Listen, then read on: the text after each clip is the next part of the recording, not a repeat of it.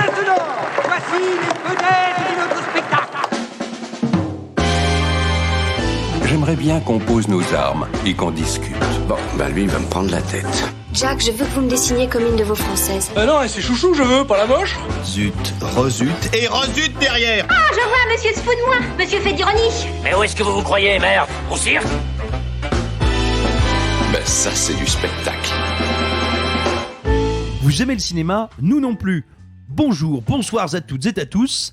Notre Nicolas National est malheureusement absent cette deuxième semaine d'octobre. Le malheureux a été retenu, il présente un petit ciné-club dédié aux meilleurs films de macramé. On lui souhaite bonne chance. Cette année, l'horreur n'aura pas attendu Halloween pour surgir devant nos yeux et depuis désormais presque une semaine, les professionnels de l'abjection nous tiennent en éveil. Douleur, terreur, colère et parfois rage s'entremêlent jusqu'à embuer nos yeux de larmes et jusqu'à nous aveugler, parfois. Si le tourbillon de souffrance, le raz-de-marée de médiocrité, la joie mauvaise des héros de la vengeance ou la tentation des petits dealers de mort de hiérarchiser les victimes vous est chaque heure un peu plus intolérable, alors vous êtes au bon endroit. Ici, on se retrouve pour parler de cinéma, pour le vivre ensemble et pour le partager. Enregistrer ce podcast est pour chacun d'entre nous une bouée de sauvetage équipée d'un caisson à oxygène aspergé de rosé frais et on espère qu'il en sera de même pour vous. Mais pas touche au rosé et bienvenue dans Réaliser son trucage. Ça dépasse tout ce que j'ai pu imaginer. Bonsoir les amis. Salut. Alors, cette semaine, au programme, Two Girls, One Exorcism. Wow, ça commence d'entrée de jeu. 4 dispensables dans le vent. Un ravissement sans consentement et un consentement sans ravissement. Ça fonctionne presque. Ça fonctionne même pas bien. mal, ouais, pas mal. Bravo. Oh, mal. Merci à vous. Toi, mais t'es à l'aise avec les lettres. Vous l'aurez compris, on attaque les hostilités avec la suite rebootrique Legacy-quel de la désormais franchise L'Exorciste, sous-titré Dévotion. Le solide artisan américain David Gordon Green, devenu maître du recyclage horrifique avec sa trilogie Halloween, rempile pour un nouveau triptyque. L'Exorciste est désormais entre les mains d'Universal et de Blumhouse grâce à un chèque de 400 millions de dollars. Seigneur, délivrez-nous du mal. Qu'est-ce que le mal selon vous? Je vais vous donner ma vision des choses. On vient au monde rempli d'espoir et de rêves, bien décidé à être heureux. Papa? L'Exorciste Dévotion de David Gordon Green. Sophie, de l'horreur et, d'après le pitch, de l'horreur au féminin, c'est ton genre de cauchemar, non? Alors normalement, en plus, je l'ai répété pas mal de fois, je suis une grande fan de l'écurie Blumhouse, grosso modo. Moi, les films un peu cheap, gaulerie, même si ça vient de franchises que j'aime bien, c'est vraiment rare que je passe un horrible moment. C'est-à-dire que je peux toujours trouver, picorer. Si on m'offre de l'horreur un peu, même médiocre, j'arrive toujours à aimer quelque chose, à aimer un personnage, à aimer un jumpscare, à aimer une ambiance. Par exemple, je crois que je suis une des seules qui défend Conjuring 3, par exemple, parce que je m'en fous, je retrouve un univers qui me plaît, qui me parle. Et je crois que c'est ça qui est important dans les sagas d'horreur, c'est au moins de retrouver l'univers. C'est peut-être aussi pour ça que ça a pas mal divisé sur son Halloween, parce qu'il y en a qui y ont retrouvé et projeté ce qu'ils aimaient, soit de l'original, soit des suites, parce que pareil, là même ça a divisé. Mais je pense qu'on est en tout cas tous peut-être d'accord autour de la table pour dire que David Gordon Green, avec Halloween, au moins il était fidèle au matériau de base. Il y avait quand même quelque chose et je pense que vous allez tous en reparler. Au moins sur le premier. Fidèle ou pas, oui. Il avait un point de vue. Il avait un point de vue. Comme moi, je sais que j'ai pas vu ce drop zombie, mais je sais que, en tout cas, ce que j'ai toujours entendu, c'est qu'il y avait un vrai amour du matériau de base. Donc du coup, je ne suis pas outrée de voir une suite, remake, reboot, saga-ish à l'Exorciste, surtout qu'il y en a déjà eu. Et il y a même eu des bons films sur des grands chefs-d'œuvre. Par exemple, je sais plus lequel, mais il y a une suite de Psychose qui est assez rigolote. Et on peut imaginer que ce serait une hérésie, et pourtant ça ne l'est pas. Donc là, j'y vais, je me dis, bon, au pire, je passe un moment médiocre. Ça faisait longtemps que j'étais pas sortie d'une salle. Et je le dis, je n'ai pas réussi à aller jusqu'au bout de l'Exorciste Dévotion, parce que c'est mauvais à tous les points de vue. La mise en scène est plate, mais plate. Les personnages sont vraiment très très mal caractérisés. Et pourtant, il y a des gimmicks un peu 90 qui m'ont un peu plu au début, où je me suis dit, bon, allez, il y a notamment une espèce de cocotte. Il y a 2-3 éléments où je me dis, allez, ça va être utilisé, ça va potentiellement amener un peu de fun. Mais en fait, pas du tout. C'est-à-dire que les jumpscares sont pourris, les gamines sont pour l'une un espèce de plagiat grotesque maquillé à la truelle de Linda Blair, et l'autre, mais je sais pas. En fait, je ne sais pas ce qu'il a voulu raconter avec cet autre personnage. La relation père-fille que je trouvais un peu mignonne au début, je la trouve assez rapidement pétée, et je trouve que ça manque d'ancrage avec l'exorciste. C'est-à-dire que le début du film s'ouvre sur une scène d'effondrement qui peut rappeler les fouilles du premier, de l'exorciste de Friedkin. Un tremblement de terre en Haïti, on peut le dire. Et moi, ce qui me manque déjà dans cette ouverture, c'est la présence du démon. Elle n'y est pas. Dans l'original, on a en plus ce démon iconique que tout le monde connaît au moins de nom, qui est Pazuzu. Enfin, vraiment, il y a en plus un nom un peu presque rigolo. Et Pazuzu, le cousin de Pas tant que ça. Pas tant que ça, cousin germain.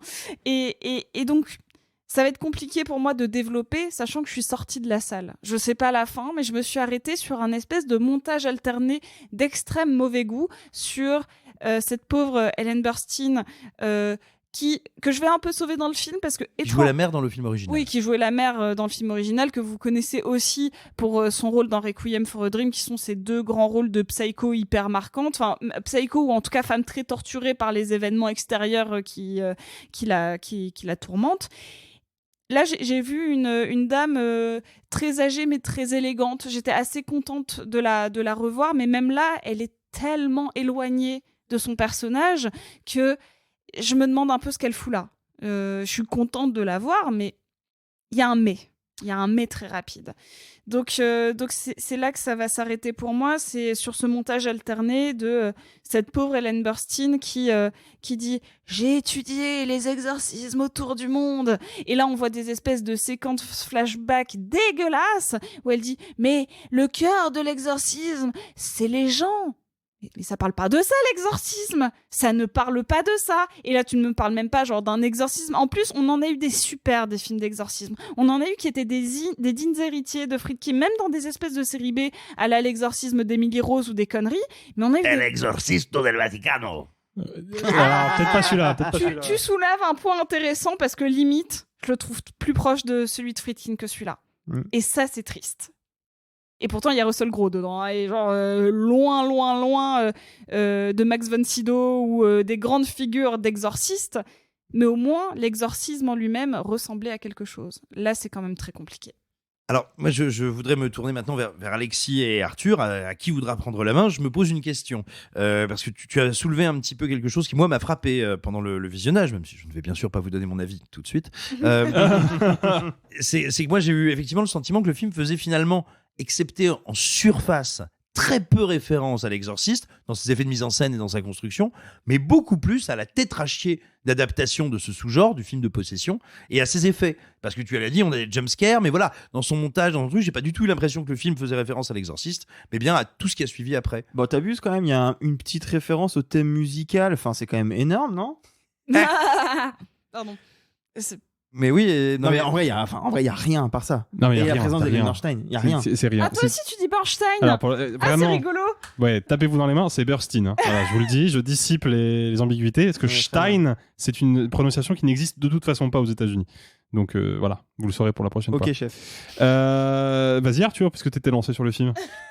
Non, moi je suis d'accord, c'est une pure infamie. Et en fait, ce qui était intéressant avec le projet d'Halloween, c'est que Blumhouse, dans toute sa dimension capitalo-artistique, on va dire, avait essayé de ramener Carpenter de retour. Carpenter qui, lui, a un peu toujours rejeté toutes les suites, même s'il y en a qui sont vraiment bien, genre la 3. Bah, puis qui avait même rejeté le cinéma et l'industrie hollywoodienne. Et donc, alors, on ne sait pas pour quel chèque, on ne sait pas s'il avait vraiment envie de revenir. Le fait est que Carpenter était impliqué dans le retour de cette franchise. Et moi, c'est toujours un geste qui me met un peu mal à l'aise de se dire, faites comme si tous les films que vous avez vus post-Halloween et post-L'Exorciste aussi n'existent pas. Ça, c'est la vraie suite. Moi, ça me met mal à l'aise parce que typiquement, je vous dis, j'aime bien Halloween 3. Mais au moins, Carpenter est de retour, Jamie Lee Curtis revient, et il y a une volonté de vraiment, un vrai respect et amour pour le film.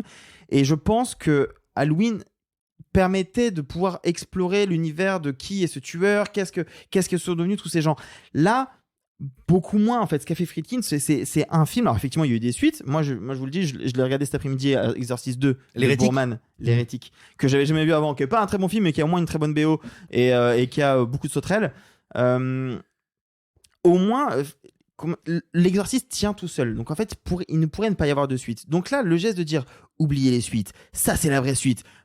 Mais bon, on sent Friedkin parce que Friedkin trouve que le projet il pue la merde et qu'il en voulait pas et qu'il insultait le réalisateur à chaque interview dès qu'il pouvait. Enfin, déjà, il y a un geste que je trouve bizarre. On ramène à Friedkin qui vient de nous quitter il y a quelques semaines. Oui, il y a quelques semaines. Et il y a vraiment une interview qui est ressortie où il disait que tu te rends compte, il y a le réalisateur de Pineapple Express qui va faire une suite de mon chef-d'œuvre. Enfin, il dit pas chef-d'œuvre, c'est pas vrai, il a jamais compris. Il le pense. Il le pense. Il le pense. Ça transparaît, tu vois. Genre.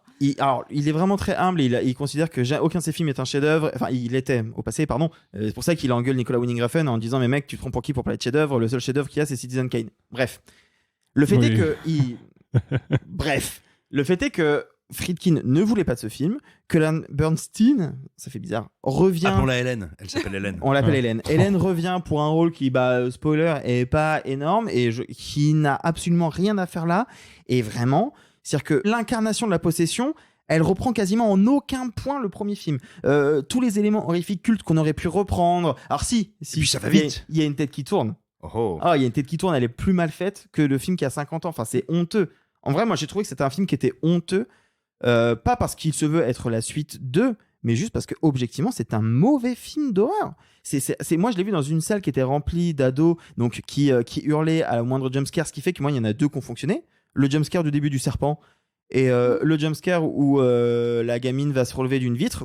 Quand vous verrez le film, vous comprendrez. Oui, je comprends. C'est les deux jumpscares qui fonctionnent un petit peu, peut-être parce qu'à côté de moi, j'avais des filles qui hurlaient, mais qu'importe. Il y a la scène un peu gore avec Hélène qui, je trouve, un peu cool, mais qui n'est pas du tout exploité à aucun moment. Ça amène un vrai questionnement d'écriture. Et en fait, c'est ça mon vrai problème, c'est que il n'y a pas d'écriture dans ce film. Il n'y a pas d'écriture. On peut dire ce qu'on veut de la trilogie Halloween de David Gordon Green, qui au passage était pas un réalisateur inintéressant. Regardez si vous pouvez son tout premier long, George Washington, qui est franchement vraiment super. Et après, bon, il a fait des trucs. Pineapple Express, c'est pas dégueulasse du tout. C'est pas mal, en vrai. Ouais, mais c'est pas. Il avait fait Joe aussi, je crois, avec c'est pas un exemple avec de Nicolas Cage, il réalisation me semble. incroyable, Pineapple Express. J'aime bien cette comédie, mais c'est une comédie classique. Seth Rogen, James Franco, tu vois.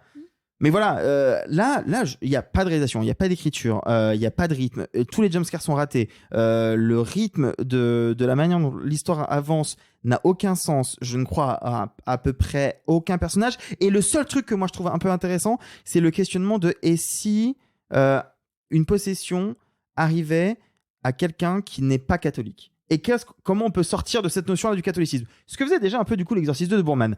Mais moi je le vois après. C'est intéressant, ce n'est jamais exploité et au final ça va être les tropes les plus clichés du monde, du type on a tous du bien en nous, il suffit de creuser. Et en fait, je suis pas juste en mode ouais bon moi j'ai vu un mauvais film, fait chier. Non, je suis outré parce que c'est une trilogie qui va coûter 400 millions de dollars, parce que c'est encore une fois une espèce de capitalisation sur une œuvre qui se suffit en elle-même, que c'est prendre encore une fois le public pour des cons parce que les jeunes n'y regardent pas les vieux films et c'est pas vrai et moi je trouve ça honteux.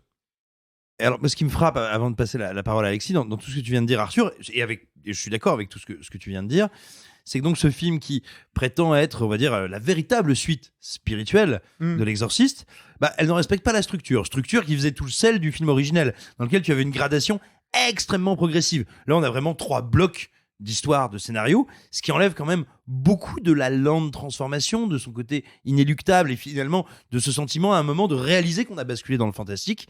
Si on enlève ça à l'Exorciste, on enlève quand même beaucoup de son sel. On enlève aussi le côté catoporn, parce qu'on va justement parler d'autres spiritualités, d'autres machins.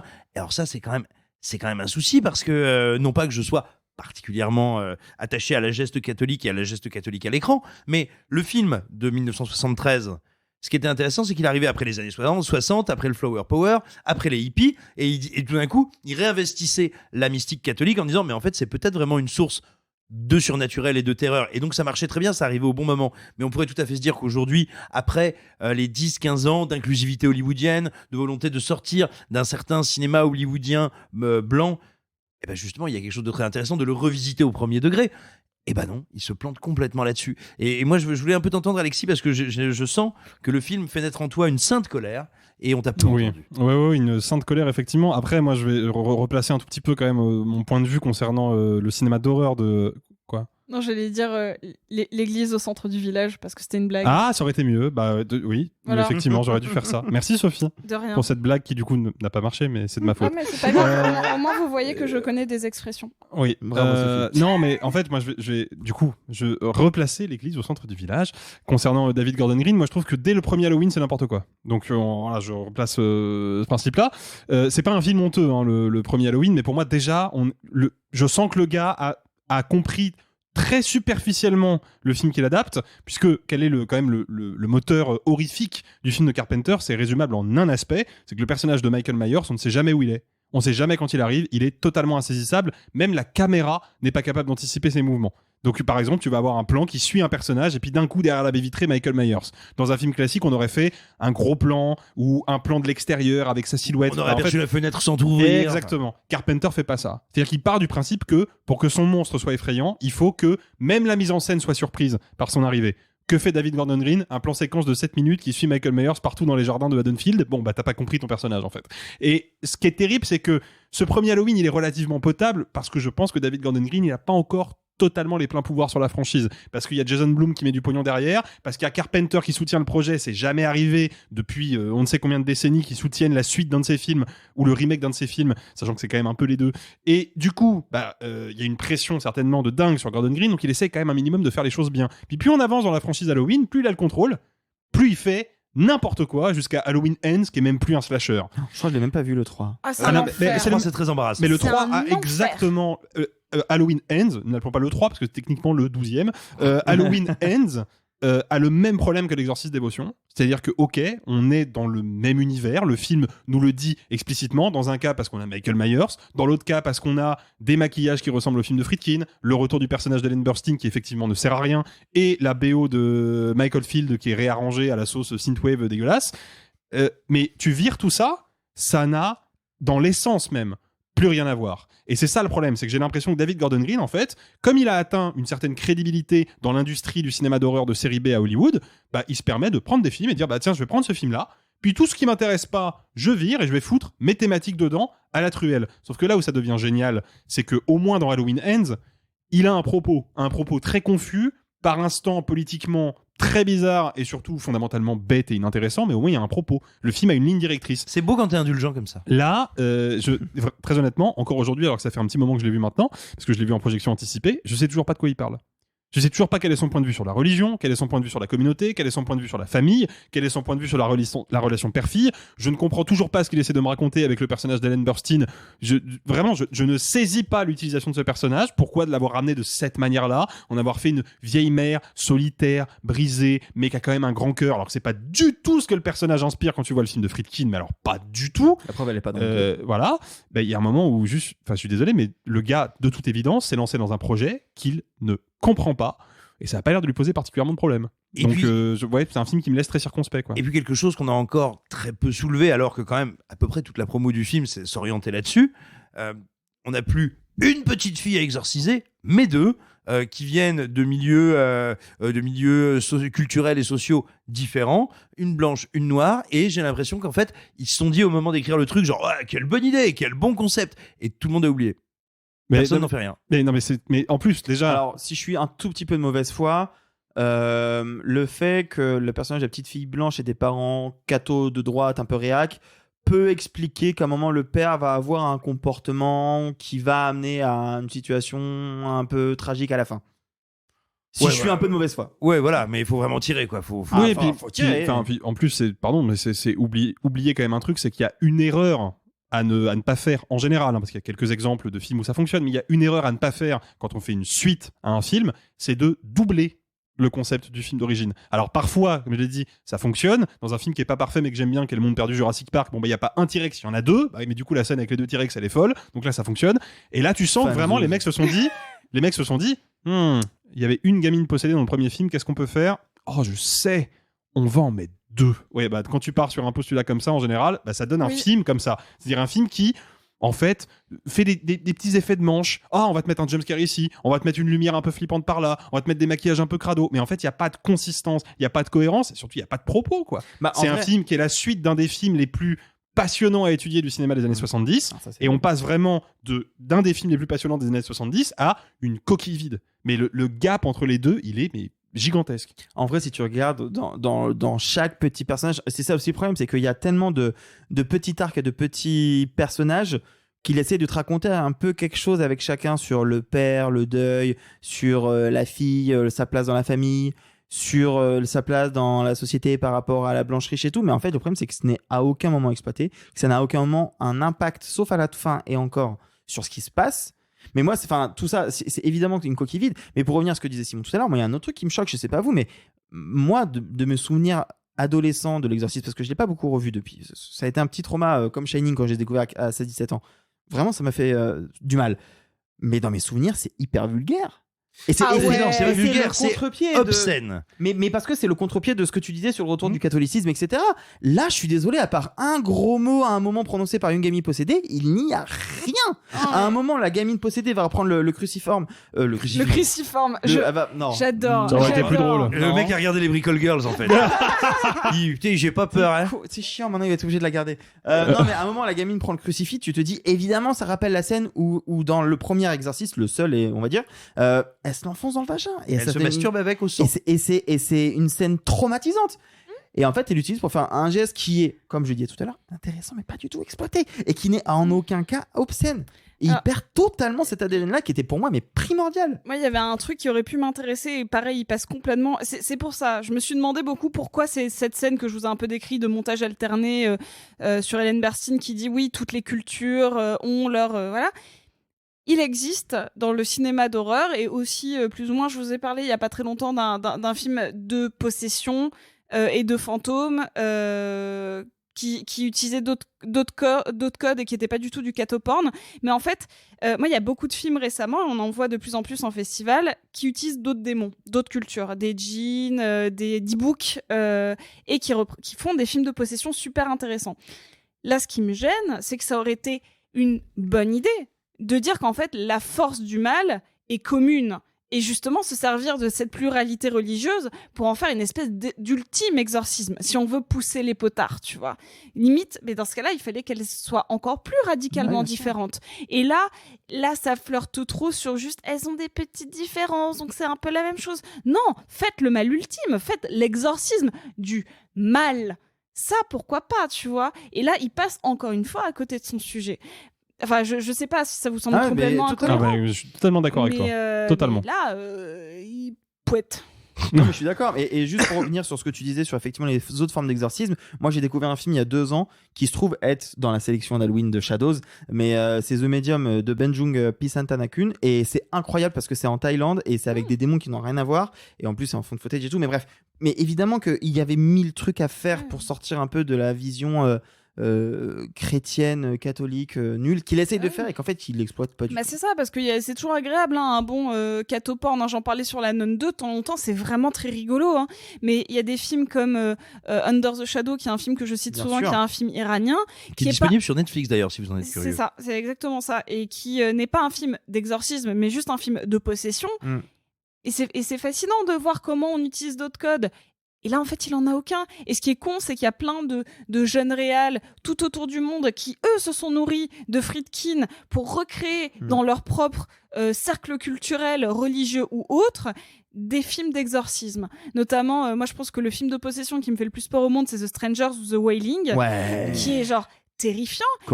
Coréen, et qui, c'est sûr, s'est servi de code de Friedkin sur l'arrivée des personnages, les cadrages. La question du mal. Et là, t'as l'impression qu'il y en a qui fait « je vais faire l'exorciste, vous, bande de losers, vous avez pas pu le faire !» Et là, t'es en mode « mais mec, t'as peut-être même pas vu le film. Peut-être que si on lui faisait le jeu de l'été, lui, le film qu'il aurait pas vu, c'est l'exorciste. » Genre, franchement... L'exorciste de David Gordon Green. Et vous, préférez-vous sucer des mythes en enfer ou juste mâchonner le corps spongieux du Christ après une petite rasade de séminal jus de raisin ? Eh bien, vous nous le dites. L'enfer. Vous nous le dites en com sur les applications de podcast parce que pour nous c'est mieux sur nos réseaux socials @RSTrucage sur Twitter ou Instagram. Enfin bref, partout où vous voulez, venez nous causer, venez dire T'es du sûr bien. que t'as envie qu'il nous réponde sur cette question précise, Simon? Ouais, je suis curieux des réponses un peu quand même. Mais c'est Ouais, une moi je suis curiosité assez mal curieux des placée. réponses. Envoyez-nous des photos de cette belle expérience. Cette semaine, une nouvelle en a amené une autre, telle une pelote de laine qu'on délite. Eh bien, tout simplement, on a appris dans un premier temps que la série Daredevil Born Again se voyait recevoir un traitement de choc, vu qu'après le tournage, je crois, de quasiment la moitié de la première saison, Marvel a décidé de tout mettre à la poubelle, virer les scénaristes, embaucher un showrunner, embaucher des scénaristes et recommencer de zéro. Et oui, vous avez bien entendu. Embaucher un showrunner. C'est fou, ça. Parce que figurez-vous que chez Marvel, depuis 3 ans, on fait des séries sans showrunner. Le showrunner, pour ceux qui nous écoutent et qui ne sauraient pas bien comment se produit ou se fait une série, le showrunner, alors c'est pas exactement l'équivalent du réalisateur, c'est pas non plus exactement l'équivalent du producteur, c'est, on va dire, le chef d'orchestre narratif, le chef d'orchestre narratif, celui qui va diriger là où les équipes d'écriture, qui va également, avec un premier ou une première équipe de metteurs en scène, définir une identité visuelle, une charte visuelle, et puis ensuite qui va veiller à ce que tout ça suive son bon cheminement. Et il faut savoir qu'absolument toutes les séries au monde, y compris en France, même si en France, pour une raison assez mystérieuse, on a tendance à appeler ça réalisateur ou à appeler ça directeur de collection. Directeur de collection, c'est assez mystérieux, mais il y a beaucoup de boîtes de prod de séries qui ont des directeurs de collection qui sont des showrunners. Donc. Bref, mais il faut savoir qu'il n'y a pas une série au monde qui est faite autrement que comme ça. Et puis vous connaissez vraiment des showrunners super connus parce qu'on connaît pas généralement les réalisateurs des épisodes, mais vous connaissez Shonda Rhimes pour Grey's Anatomy, vous connaissez Mark Sherry pour Desperate Housewives, Ryan Murphy évidemment, Chris Carter pour X-Files, c'était le début des showrunners dont on connaissait les noms. En plus généralement ils ont toujours leur catégorie de séries à qui on leur donne les pleins pouvoirs. Par exemple David Shore qui est un spécialiste des séries médicales qui a fait Doctor House, après c'est lui qui a fait The Good Doctor, Mark Sherry. Après Desperate Housewives, il a fait Why Woman Kills, etc. Absolument. Et donc on découvre que Marvel n'embauchait pas de showrunner. Non. Pas de directeur d'écriture, tout ça. Alors pourquoi ? Bien sûr, il y avait des gens qui étaient plus ou moins aux commandes des projets de série. Ces gens étaient un mélange de, on va dire, pool de scénaristes et de réalisateurs selon les projets. Projets qui, rappelez-vous, sont pour la quasi-intégralité des séries, Marvel ou non, parce que là on parle finalement des séries Disney+ dans leur ensemble, qui étaient des séries limitées, soit des mini-séries, soit des séries limitées à 2 voire 3 saisons.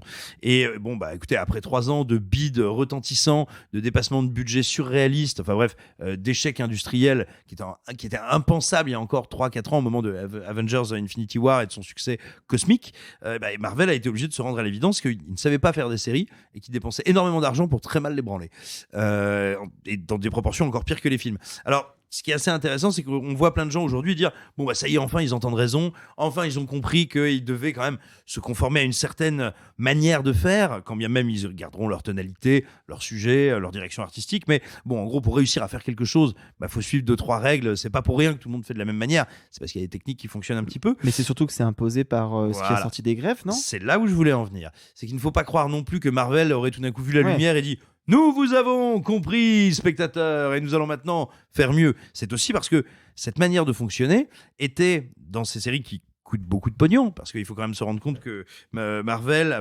pas Marvel, Disney+, a diffusé un produit, on est encore supérieur, mais diffusé plus de 50 heures de fiction sérielle en 3 ans. C'est-à-dire à peu près l'équivalent de ce qu'ils ont fait en blockbuster, en long métrage de cinéma, en 15 ans. Tout en continuant à faire des films à côté. C'est une dinguerie. C'est une dinguerie absolue. Et un des postes sur lesquels ils ont raboté, notamment, c'est l'écriture, c'est la direction éditoriale. Et justement, à l'issue des fameuses grèves des scénaristes, parmi les premières modifications, il y a le fait de respecter certains usages du métier, le fait de confier certains postes à certains types de corps de métier. Bref, effectivement, dans l'énorme révolution qui devrait pouvoir être une révolution qualitative qui est en train de secouer Disney et Disney+, il y a déjà le fruit de la grève des scénaristes. Et c'est d'autant plus intéressant, et c'est à garder en mémoire, que c'est une des raisons, au-delà de la juste rémunération des intéressés, de l'intérêt de ces grèves. Rappelons que la grève, elle n'est pas terminée. Il y a toujours les comédiens qui sont en grève. Et on sait actuellement, et j'en terminerai par là, que le bras de fer est beaucoup plus tendu qu'avec les scénaristes. Sans doute parce qu'il y a un petit peu d'orgueil de la part des studios, sans doute parce qu'ils ont dû déjà lâcher un gros billet pour les scénaristes, qu'ils aimeraient bien ne pas faire autant sur les comédiens. Mais regardez un petit peu sur les réseaux sociaux, ça se balade à l'heure où on parle. Là, on voit arriver les premières fictions dans lesquelles Disney, donc qui ont été produites avant la grève, a implanté des comédiens, notamment des faux figurants, des figurants générés par intelligence artificielle. Dans Loki, c'est ça ? Pas que dans Loki, un peu partout, il y en a plusieurs. Mais vous allez les trouver, hein, ça se balade sur TikTok, ça se balade sur Twitter. Vous faites Disney Plus AI, ça va. Vous allez avoir les yeux qui saignent et le cerveau qui rit. C'est très embarrassant, c'est assez terrifiant, et ça permet de comprendre pourquoi c'est important, justement, les luttes qui sont actuellement menées par les comédiens. Et il faut vraiment espérer qu'ils gagnent, parce que si vous voulez, si on se retrouve derrière les comédiens, il y a aussi les techniciens. C'est-à-dire qu'à un moment, si on a juste à avoir un morceau de décor, en fait, on n'aura plus besoin de morceau de décor. Véritablement, c'est une vraie question. Là, les scénaristes, a priori, ont réussi à, au moins pour un temps et au moins partiellement, se prémunir de l'IA et conserver une certaine manière de faire. Il faut espérer que ce soit la même pour les comédiens et les comédiennes, et donc pour toute l'industrie. Voilà, c'est une petite mise au point sur l'état de Disney+, Marvel et la production de séries et d'écriture en ce moment. Transition, un petit mot de la fête des Kougours qui passionne nos amis d'outre-Québec qui ont découvert il y a peu cet étrange légume, ressemblant à s'y méprendre à une énorme paire de couilles. Après un 3e épisode au délicieux fumet de couches abandonnées dans un vieux sac de sport, on pensait la saga Expendables morte et enterrée. Il semblerait qu'elle bouge encore, puisque Sylvester Stallone a encore une fois rassemblé ses vieux amis et exfiltré quelques nouvelles têtes de la chambre froide de la NPER du spectacle. Les bourrins font-ils honneur à leur glorieux pédigré ? C'est la question qui tâche. Des terroristes ont volé des missiles nucléaires qui étaient à bord d'un cargo. Si ces bébés sont lancés, c'est la 3e guerre mondiale. Expendable 4 de Scott Vaughn. Alexis, toi qui te nourris exclusivement de protéines industrielles et de cinéma d'action, tu as dû t'en mettre plein la margoulette. Oh là, wow, putain, les lancements. Non, malheureusement, dis donc, c'est une petite semaine, hein, parce que, bon, alors, on va resituer très rapidement, parce que la franchise Expendables est une franchise qui a eu quand même pas mal de succès, mais qui a pas non plus un succès tonitruant, on n'est pas sur des scores de blockbuster, mais donc le premier Expendables, qui je crois sort en 2008, 2009, un truc comme ça, est réalisé, donc écrit et réalisé par Sylvester Stallone, et l'idée c'est de s'offrir un dernier tour de piste entre copains et de se faire un dernier film d'action bourrin à la sauce 80s, mais de le faire quand même avec une petite plus-value qui est la nouvelle génération du cinéma d'action de l'époque. Donc, en tête de liste, Jason Statham, mais aussi par exemple de Terry Crews, qu'on a vu surtout à la série en Brooklyn Nine-Nine. Voilà, exactement, Brooklyn Nine-Nine, et qui jouait pour le coup ce qu'il est, à savoir la plus grosse armoire à glace du monde, parce que le gars est quand même vraiment 2 fois plus volumineux que Stallone, il faut le faire, quoi. Mais donc on avait ce premier film qui était une proposition, on va pas se mentir, imparfaite à bien des égards, avec un scénario en total pilote automatique, mais au moins le film était généreux, il était assez viscéral. Je me souviens notamment de la première mort du premier Expendables, qui est littéralement un mec qui se fait couper en deux par un lance-grenade, donc genre ça y allait, quoi. Le film était rated R. On a eu Expendables 2, qui est un petit plaisir coupable en ce qui me concerne, parce que encore une fois il y a des combats très généreux, des belles chorégraphies, mais on sentait déjà que ils avaient pris le mauvais pli. Il faut savoir que le premier Expendables, donc je l'ai dit, a eu un certain succès, et il y a surtout une scène qui a fait délirer tous les fans de cinéma d'action, qui était ces 5-6 minutes dans une petite chapelle où Stallone va retrouver un contact de la CIA joué par Bruce Willis et un mercenaire rival joué par Schwarzenegger, et t'avais 5 minutes de vanne sur le héros de Rambo, le héros de Terminator, le héros de Die Hard qui se balance des fions. Et c'est la scène que tout le monde avait retenue. Bon, du coup, ils en ont fait un film, Expendables 2, qui n'est constitué quasiment que de vannes, avec Jean-Claude Van Damme qui vient faire des high kicks, avec Chuck Norris qui vient balancer des Chuck Norris facts. Enfin, vraiment, c'était le festival du second degré, jusqu'à un point de semi-rupture. Et le problème, c'est que quand t'as fait 2 films qui sont, en fait, les 2 faces d'une même pièce, et que t'as exploité à 100% une possibilité et une autre, qu'est-ce que tu fais après ? Tu te prends les pieds dans le tapis obligatoirement, et ça avait donné Expendables 3, qui était un film qui refusait systématiquement de choisir entre le premier et le second degré, mais qui du coup avait 0 degré, 0 intensité, il n'y avait pas de souffle, il n'y avait pas d'intérêt. Attends, je suis choqué, t'as vu les 3 ? Bien sûr, évidemment. T'as tout vu, je suis un gros fan de Sylvester Stallone, moi, donc évidemment que j'ai tout vu. Rigole. Pardon, mais c'est surprenant de la part d'Alexis, excusez-moi. Non, mais en fait, alors...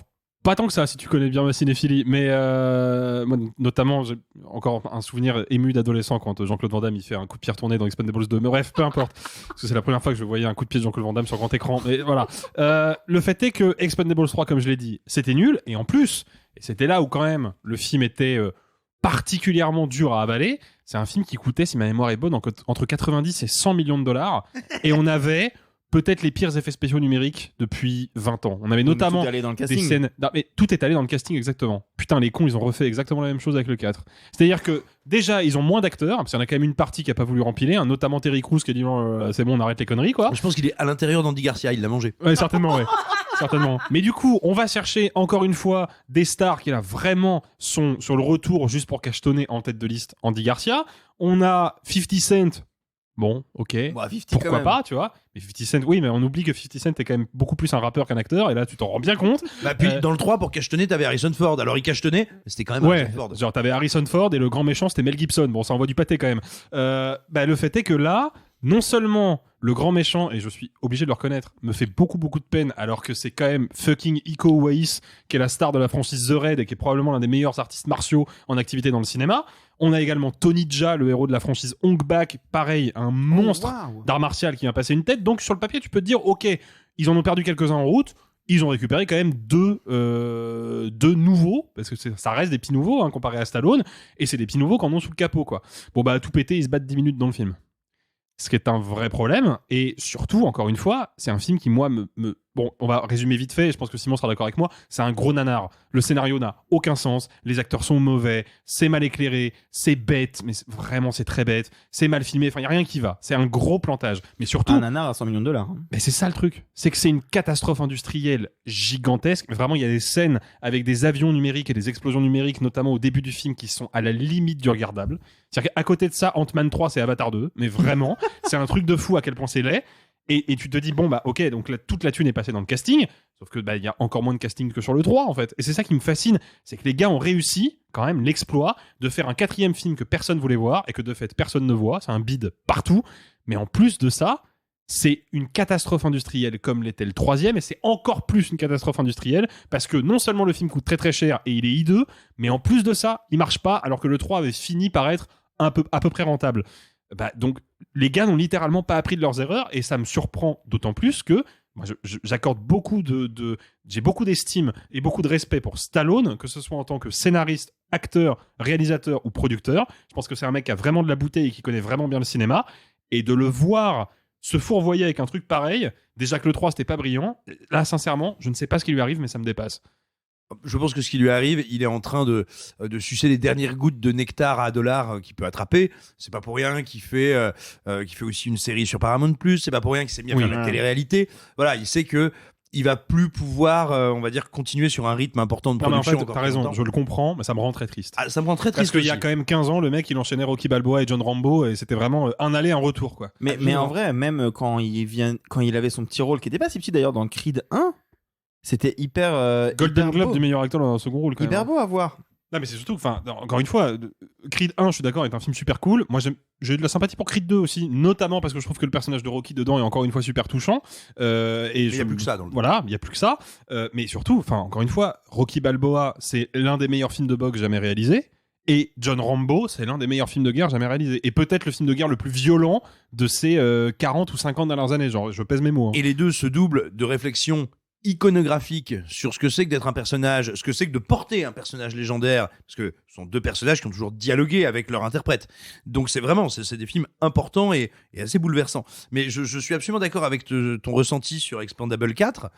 Ce qui est assez sidérant, c'est que le film arrive, on va dire, à être une collection, non pas des bourre-pifs des années 80, non pas des classiques de la castagne à l'ancienne, mais c'est une collection des pires tares du cinéma d'action américain. Tu l'as dit, on a la technique OSEF, avec des fonds verts infâmes, des incrustations horribles, des effets numériques crado, qui viennent de l'époque où il y a une partie du cinéma d'action américain, fin des années 90, début des années 2000, qui est partie dans la direction de la vidéo, de l'exclu vidéo. Avant même le DVD, ça arrivait déjà en VHS, et c'est un moment, on va dire, où il y a plein de sociétés, comme Millennium, etc., enfin tous ces trucs-là, qui ont commencé à faire du moins 10 ans. Mais c'est à ce niveau-là de leader? Ah non, c'est pire encore.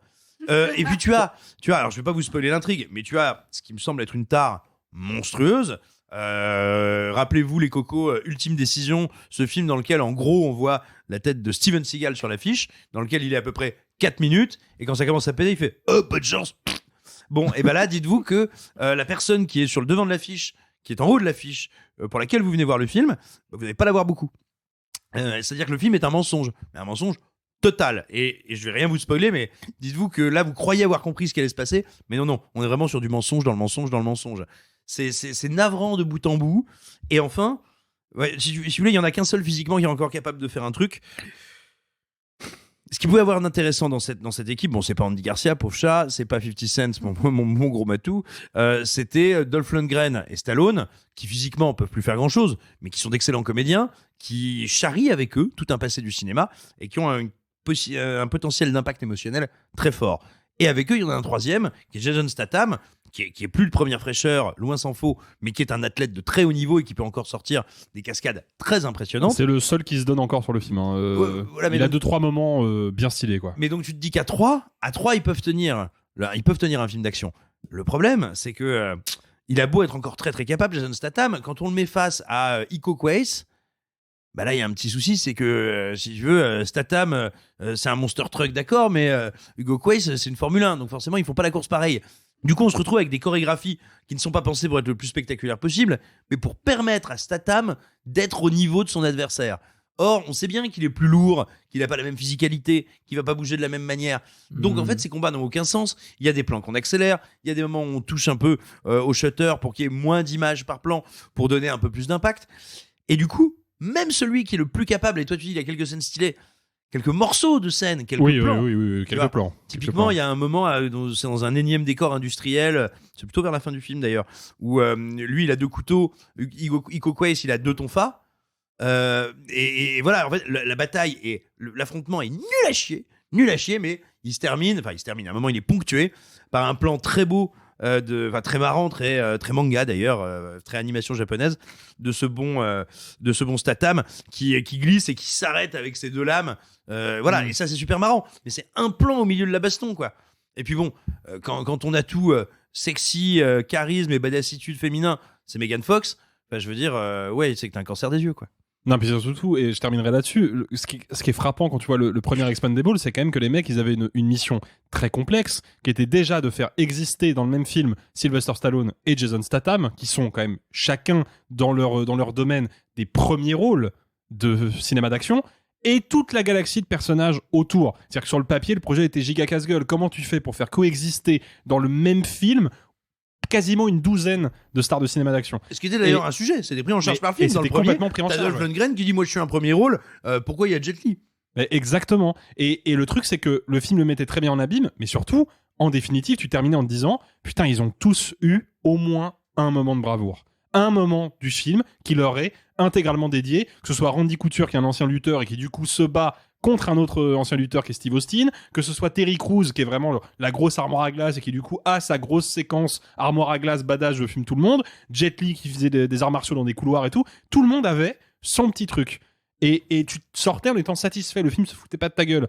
Là, tu retires Statham, littéralement, personne ne fait rien. Dolph Lundgren fait rien, Randy Couture fait rien, 50 Cent fait rien, et même Tony Jaa et Iko Uwais, tu sens qu'il les retarde le plus possible, parce que s'il leur lâche la bride, tout le monde se fait goumer en 5 minutes et il n'y a plus de film en fait, parce qu'ils sont à des années-lumière de technique et de virtuosité par rapport aux autres. Donc en plus, le casting est effectivement complètement déséquilibré, et du coup tu sors en te disant, non seulement le film est mauvais, mais en plus, la seule et unique promesse qu'il devait tenir, il ne l'a pas tenue. Et ça, c'est quand même vraiment, vraiment une catastrophe. Expendables 4 de Scott Vaughn. Et vous, êtes-vous plutôt cocktail de stéroïdes ou injection de smecta ? Dites-le nous sur les... Ni l'un ni l'autre, mais vraiment chaud. Quitte à choisir les stéroïdes, au moins je vais gonfler un peu, quoi. C'est ça, moi c'était pour une bonne raison de m'enfler, quoi. Allez hop, tous une petite injection dans la jugulaire, sur les applications de podcast parce que c'est mieux pour nous, ou sur nos réseaux sociaux. Dites-nous qu'on est gentil, qu'on est sympa, qu'on est beau, et si vous ne nous aimez pas, recommandez-nous aux gens que vous n'aimez pas. Et maintenant une nouvelle news que nous apporte Arthur. Arthur, tu aimes l'eau, tu aimes les hommes poissons et même les queues de sirène, mais je crois que Jason Momoa te reste un chouïa en travers de la gorge comme une arête pas fraîche. Ouais, elle reste bien en travers de la gorge, celle-là. Je sais pas si vous avez vu passer l'article de Variety sorti à l'heure où je vous parle il y a 2 jours, qui retrace un peu tout ce qui se passe en ce moment du côté de chez DC, et c'est un petit peu compliqué comme on peut le deviner. En l'occurrence, le média américain a eu accès à des pièces qui ont été mises en évidence pendant le procès Amber versus Depp. Enfin, vous m'avez compris. Et on y retrouve notamment les notes du thérapeute de l'actrice, le docteur Don Hughes. Et on y voit des petits trucs sur le tournage de Aquaman 2 qui sont un petit peu dégueux. Donc Variety a creusé et ça a l'air d'être assez vrai, même si, évidemment, du côté de chez DC Comics, la Warner et Jason Momoa, on a tout nié en bloc. Mais il est question, en l'occurrence, du traitement qu'a eu Amber Heard sur le tournage du film au moment où, effectivement, c'était en plein milieu de toute la procédure légale avec Johnny Depp. Et il est raconté dans l'article, donc, que tout le monde a essayé de faire en sorte de la faire éjecter du projet. Il y avait une pétition en ligne qui était vraiment virale. Mais au-delà de ça, là, on a le comportement d'un Jason Momoa qui arrivait tous les jours bourré sur le plateau de tournage, qui était méchant avec elle, qui parfois se déguisait en Johnny Depp pour la dégoûter. On apprend que apparemment James Wan aussi a arrêté de la soutenir et que on a tout fait en sorte pour qu'elle parte. On l'a vraiment poussée, on l'a coupé ses scènes. Et alors, le truc qu'on n'a pas du tout vu venir, c'est qu'apparemment il y a une personne qui s'est battue pour qu'elle reste sur le plateau. Il y a une personne qui a tout fait pour qu'elle reste et qu'elle ait au moins un petit rôle. Et ben, c'est Elon Musk, qui est l'ex de Amber Heard, qui aurait apparemment, selon Variety, envoyé un courrier à DC, à la Warner, en les menaçant de brûler leur maison si jamais elle n'était pas engagée pour Aquaman 2. Alors, bon. On vit dans un monde où Elon Musk est le mec qui prend le plus la défense d'une femme sur un plateau. Mais en restant toxique. Mais en restant toxique, parce que en incitant. Après, quand t'es face à des gens toxiques, il faut employer leur langage. T'as des gens toxiques, tu leur dis tu vas cramer leur baraque, en général, ils se calment un peu. Ce qui est horrible, c'est la mauvaise foi qui est derrière tout ça, parce que évidemment que la Warner allait pas dire oui, alors c'est vrai, mais par contre, ils ont pas dit que c'était faux, parce qu'ils ont reconnu qu'effectivement, Jason Momoa s'est toujours habillé dans un style bohémien. Donc ça veut dire qu'en fait, ils assument le fait que oui, il s'est habillé en Johnny Depp. Et le message envoyé, je le trouve terrible. Et puis en plus, on parle d'un problème qu'on connaît depuis longtemps. Jason Momoa a un rapport à l'alcool qui est complexe et qui, de ce qu'il en sort, est un peu toxique.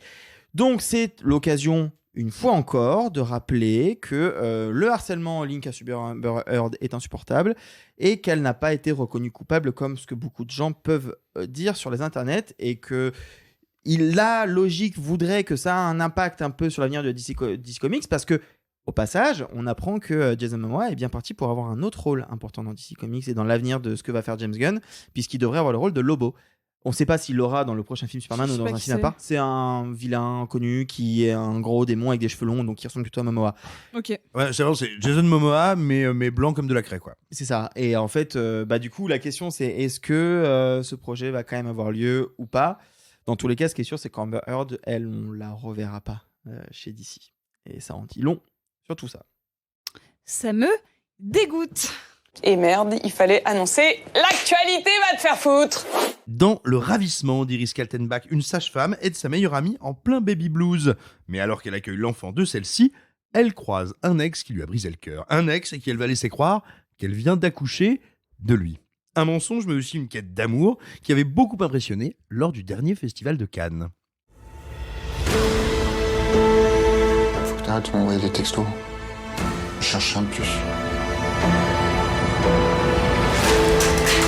J'ai besoin de retracer cette histoire dans son point de vue. Dans l'espoir de reconstituer le vrai visage de Lydia. Salut Mélous. C'est ta fille ? Tu te souviens de la nuit qu'on a passée ensemble ? Le Ravissement d'Iris Kaltenbach, eh bien, ça n'a pas ravi que les Cannois, ça t'a aussi ravi toi, Sophie. Waouh, à l'heure où je vous parle, je suis encore chamboulée par le film.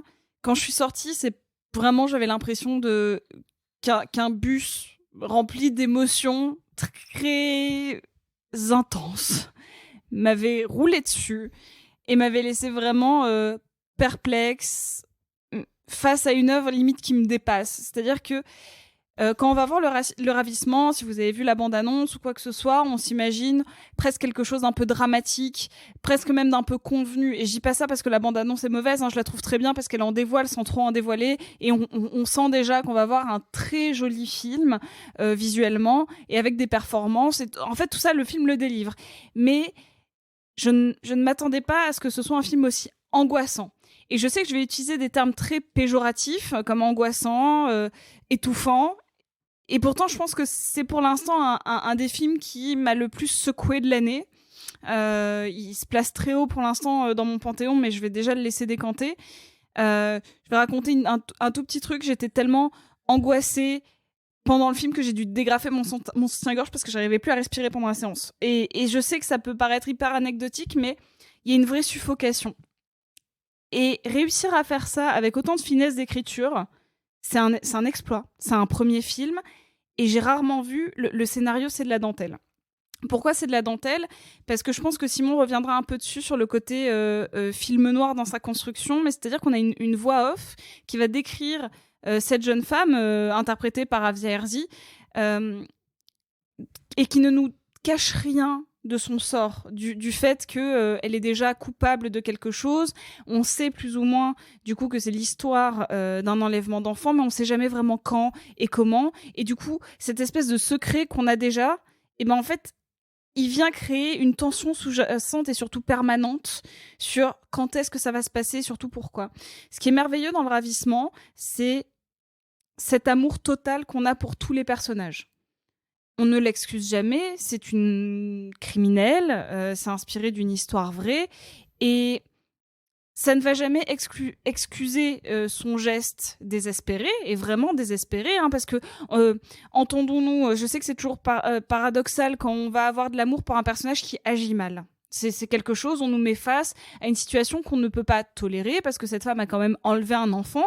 Mais malgré tout, je veux rappeler que c'est pas une femme qui a enlevé un enfant et qui lui a fait du mal. C'est vraiment quelqu'un qui a comblé d'une certaine manière une solitude extrême et qui avait de l'amour pour son enfant, cet enfant-là, et non pas son enfant, mais l'enfant de sa meilleure amie, et qui est en quête d'une situation qu'elle ne peut pas avoir, à savoir une espèce de situation maritale un peu parfaite avec un nouveau-né.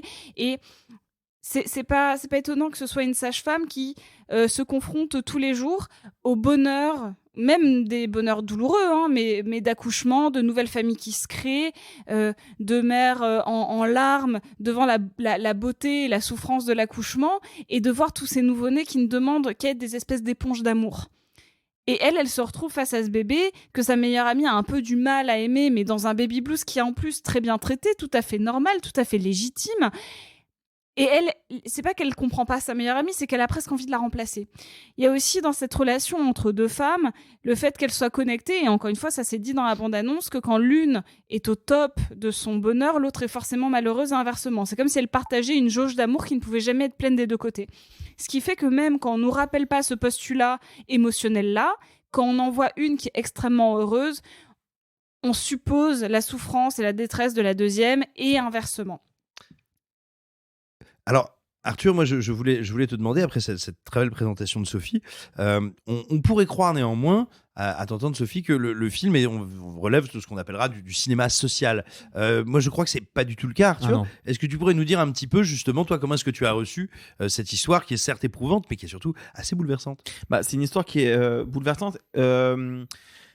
Qui est bouleversante sur plusieurs aspects. C'est un peu ce que disait Sophie. Il y a une finesse d'écriture qui est dingue dans le sens où effectivement on est attaché à des personnages pendant que se passe une histoire d'amitié d'un côté, une histoire d'amour de l'autre, et comment tout ça va être lié par un bébé. Et en même temps, moi j'étais tout du long stressé et tendu, pas par quand est-ce que le crime va arriver, mais par quand est-ce que la supercherie va être comprise par tout le monde. Et c'est ça qui m'a fait peur. Et je trouve que là où c'est pas un film social, et même si je trouve qu'il raconte plein de choses, hein. Attention, il raconte plein de choses. J'ai une toute petite question. En fait, j'ai dit que c'était inspiré d'une histoire vraie, mais en fait, j'ai un doute. Si. D'accord. C'est vaguement inspiré d'un fait divers que la réalisatrice avait lu des années avant. C'est et ça, en fait, et moi je trouve que c'est une des plus grandes forces du film, c'est qu'en fait derrière cet apparat de réalisme, il y a en fait énormément de romanesque. Oui, voilà, il faut dire aux gens que le film ne joue pas du tout la carte du naturalisme ou du plus vrai que vrai, plus gris que gris. Mais en fait, c'est le cas pour à peu près tout, parce qu'il y a un aspect qu'on n'a pas du tout parlé, et non, moi j'aimerais m'étendre un petit peu, c'est sur la beauté plastique du film,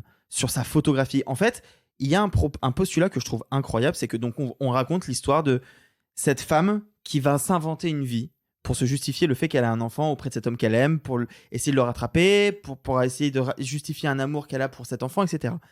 Cette notion de rajouter de la fiction dans la réalité, c'est quelque chose qu'on retrouve aussi dans le film, puisque le film essaye de tendre par moments dans le documentaire, que ce soit par les scènes d'accouchement qui sont des vraies scènes d'accouchement, à part pour une, mais toutes les scènes sont des scènes réelles. Ça se voit, hein. Et ça passe aussi, par exemple, par la manière dont on utilise que de la lumière naturelle.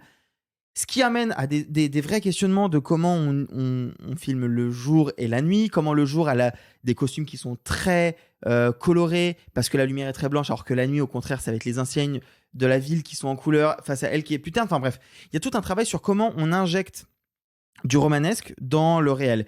Et ça, je trouve que c'est une liberté qui est folle. Et en fait, j'ai assisté un peu à un Q&A à la fin de l'avant-première mardi soir, et elle citait en référence, alors des références que moi j'avais un peu perçues du fait de ma petite culture en photo, mais elle citait évidemment Soul Later. Ça me semblait pour le coup logique, les photos de la rue, la nuit, l'humidité et tout ça. Elle citait aussi des photos de Nan Goldin, et elle citait surtout, et c'est là où je pense que je vais faire un point avec ce que veut raconter Simon, je pense, elle citait Taxi Driver. Et les putes de l'autoroute, tu peux le dire. Non. Toujours non, pas. Non, mais voilà. Donc, elle citait Taxi Driver, et en fait, quand j'y repense, je me dis qu'effectivement, c'est un drame, et en même temps, c'est quelque chose, c'est un objet qui est magnifique, et plastiquement, et sur le fond, et par l'interprétation d'Avia Herzi, qui est pas une actrice que j'adore au préalable, parce que je suis désolé, je vais être tout à fait honnête, je trouve qu'elle a une diction qui laisse passer une espèce de nonchalance qui parfois me met un peu une distance avec les personnages qu'elle peut incarner. Je sais pas si vous comprenez ce que je veux dire. Je comprends les mots que tu emploies, mais je suis vraiment pas d'accord. Et je trouve que là, ça fonctionne, mais de manière assez incroyable. Mais donc, au-delà de tout ça, c'est vrai qu'il y a une notion de suspense, et dans la structure de comment les choses interviennent, comment on laisse le temps à tel personnage d'avoir son malheur pour qu'on puisse comprendre à un instant T qu'elle puisse avoir ce geste-là qui n'a absolument aucun sens si on n'a pas ce contexte-là. Et ça amène à quelque chose que moi je trouve toujours fascinant et que beaucoup de gens ne comprennent pas, c'est que expliquer, c'est pour comprendre, mais ça ne justifie jamais. Et ça, c'est une notion qui est primordiale. Et donc, ça reprend les codes du drame et en même temps du thriller pour avoir juste une écriture qui est mais exemplaire. Il y a quelque chose qui vient un petit peu de me frapper sur... On fait souvent des parallèles entre le cinéma et ce que ça raconte, la notion de fiction, etc. Ce qui me fascine, c'est que cet homme qui est joué par Alexis Mananti, il va développer un amour réel, pas inconditionnel, mais un amour tangible pour quelque chose qui est complètement fictif. Quelque chose où il n'a pas conscience. Un enfant qu'on lui présente comme étant le sien, d'une femme qu'il n'a pas revue depuis des mois. C'est ça.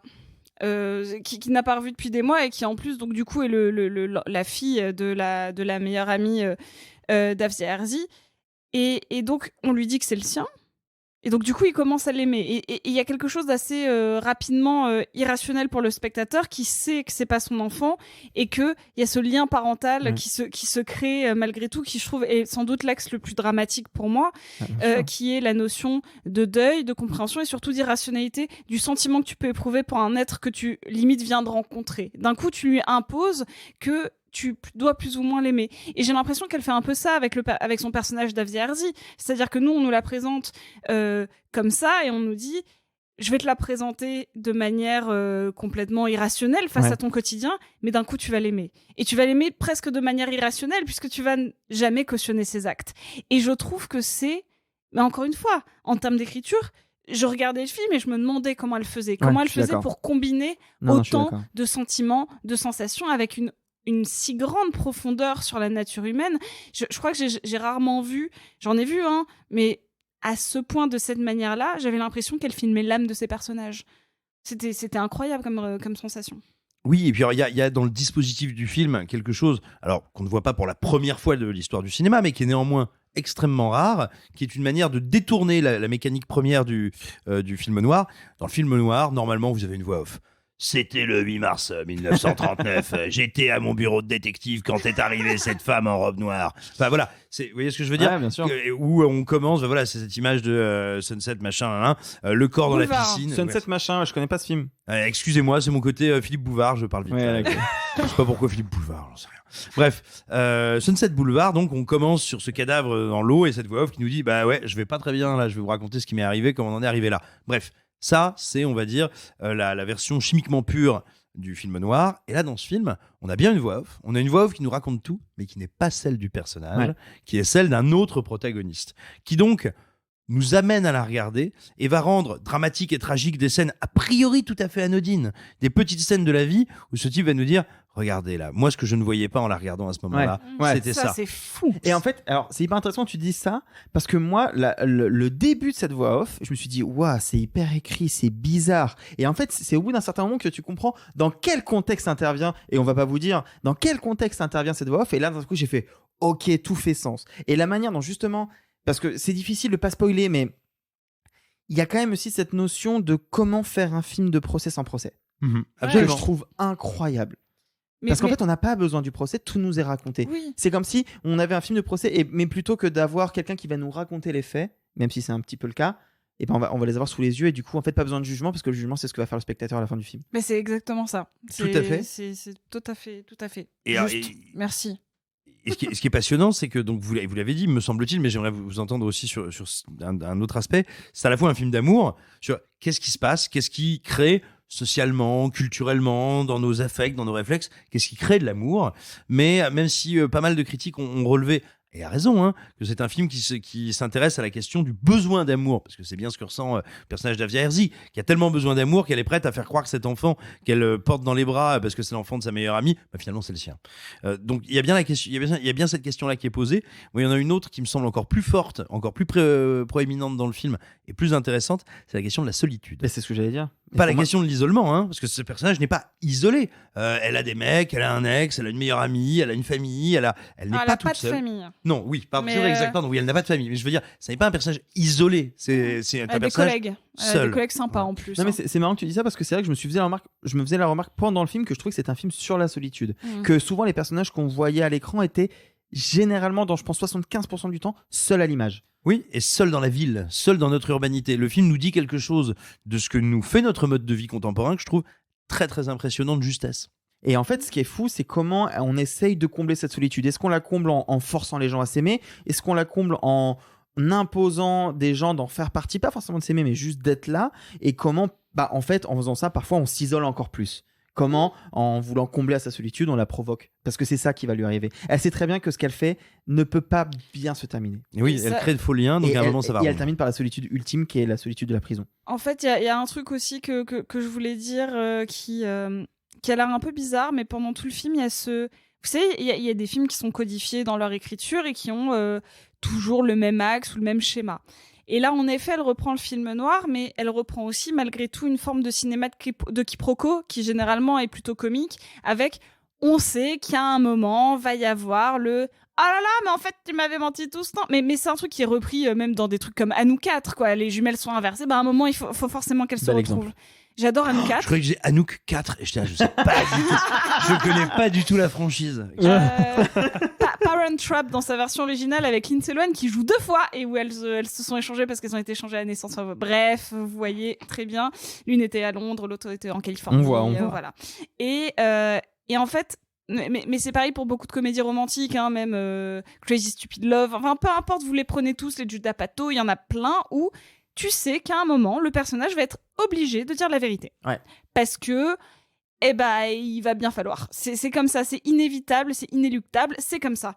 Et là, comme on sait déjà qu'il y a un moment où elle va fauter, et on sait jamais quand, et ça crée une tension de dingue, là, ce qui est étrange, c'est que le personnage a conscience qu'elle va devoir dire la vérité tout le temps.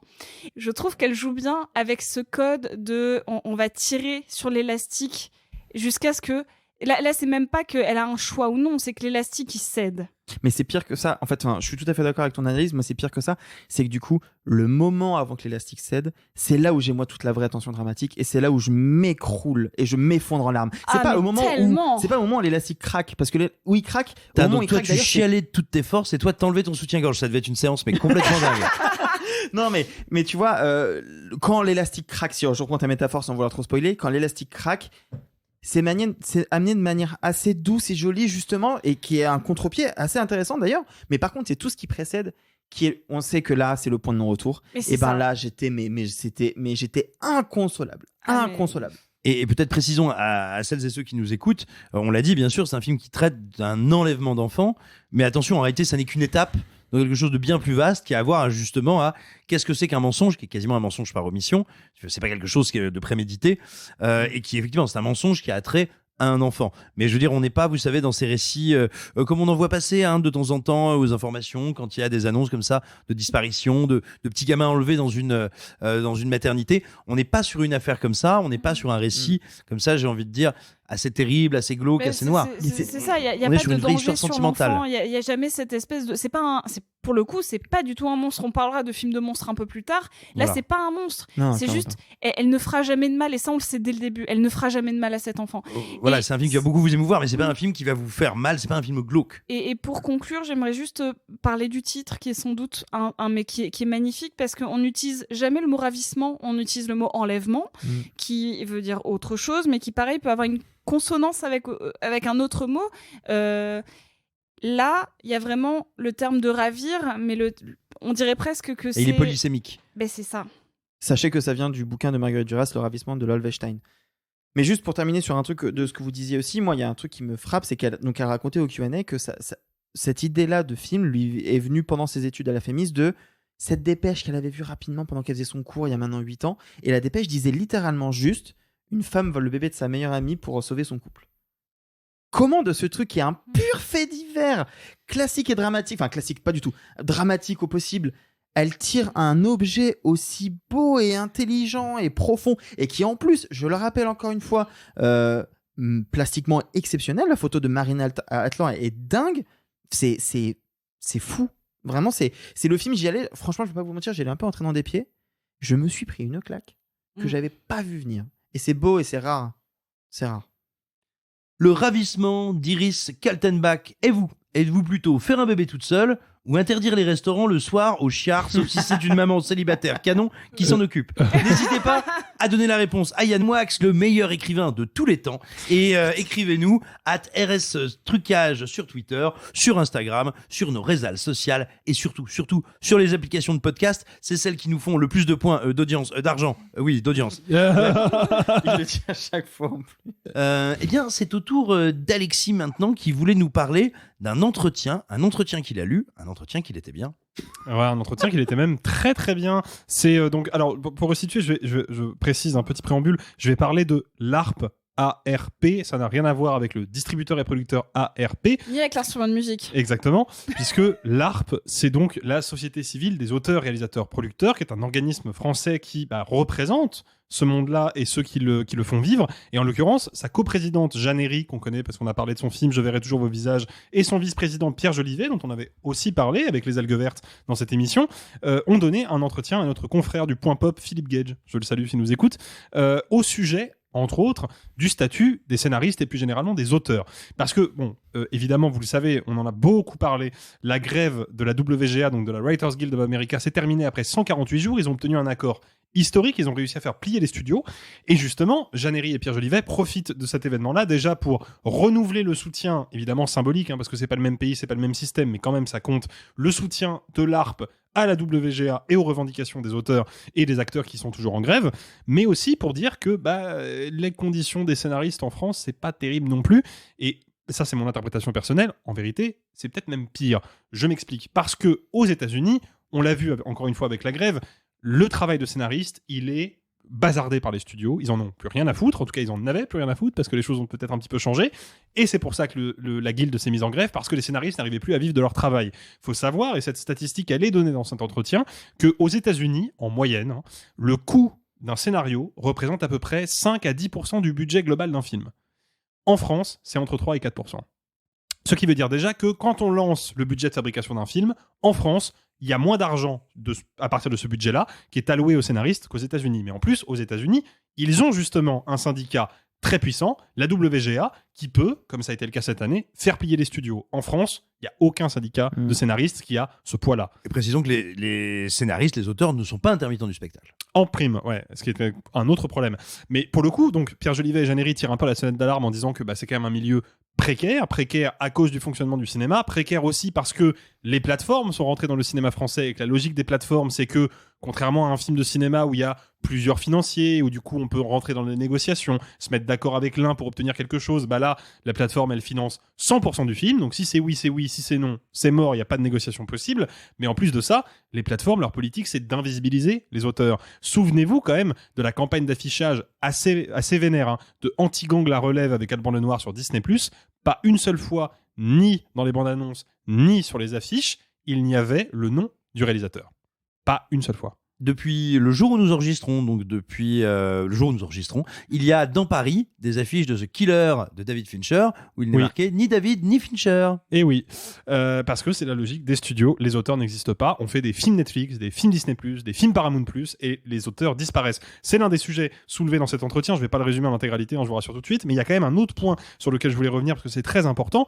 Ils ont parlé du rapport de la Cour des comptes qui dit que c'est très bien, le CNC finance plein de films, mais que justement, le CNC finance quand même plein de films, que ce serait peut-être bien de financer un peu moins.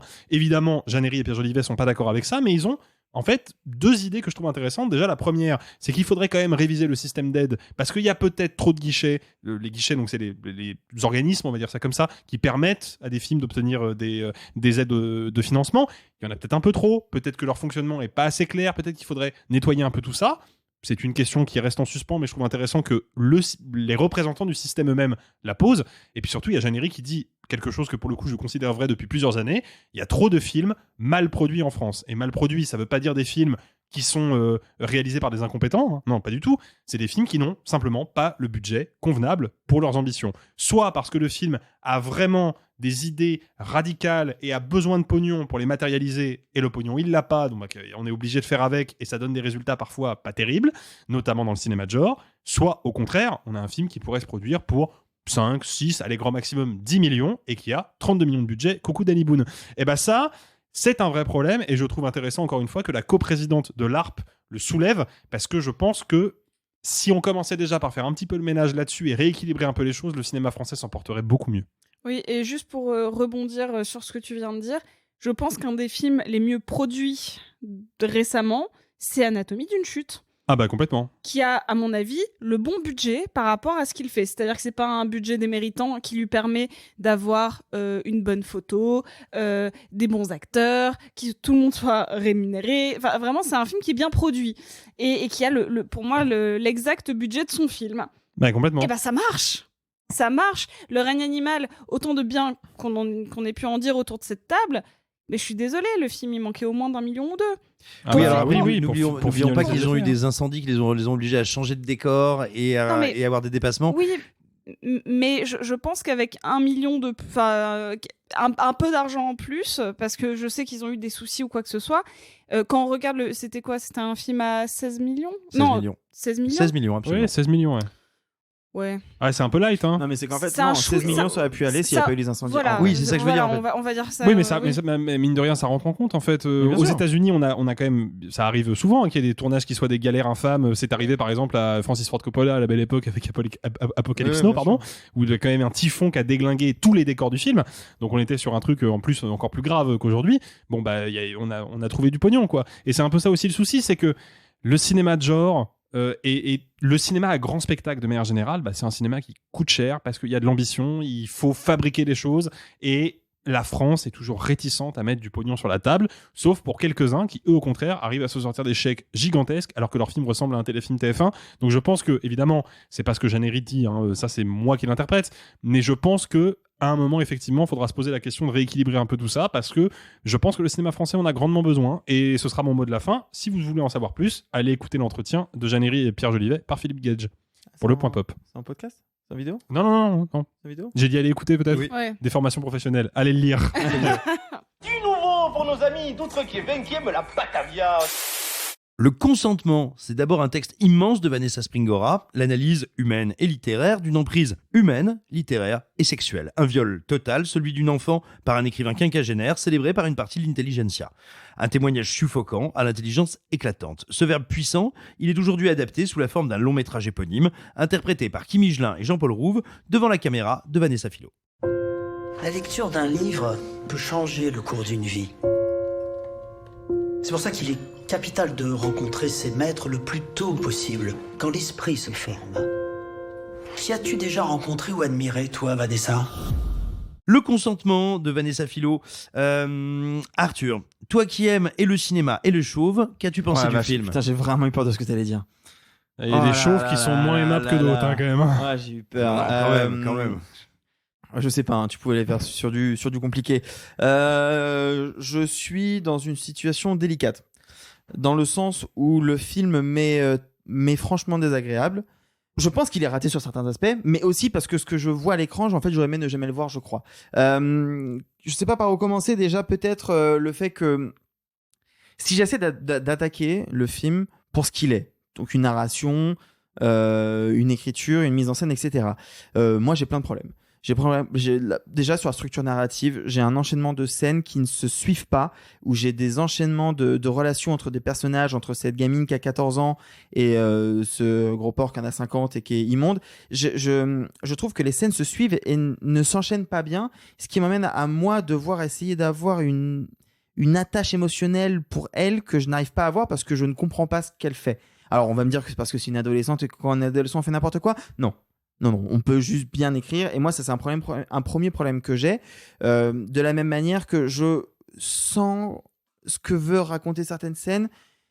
Je trouve ça ni subtil ni réussi. Je comprends pourquoi on a autant de scènes de sexe, mais moi, ça me met extrêmement mal à l'aise. Je suis pas sûr que j'avais besoin de voir ça. On va me dire que dans le livre, elle racontait tout, oui, mais dans le livre, elle racontait son expérience réelle. Là, c'est la fiction qui essaie de raconter le réel, mais la fiction peut jamais être pire que le réel. Et en plus, moi, j'ai un souci sur ce que veulent raconter les scènes de sexe, parce qu'au début, donc, en gros, il y en a 5 ou 6. On va dire que la première, c'est l'auteur qui montre à la petite qu'il est fasciné par elle, mais elle va être forcément timide et réservée parce que c'est la première fois. La deuxième fois, ça va être l'inverse, elle qui essaie de prendre le dessus, et la troisième, elle est totalement dans la passion.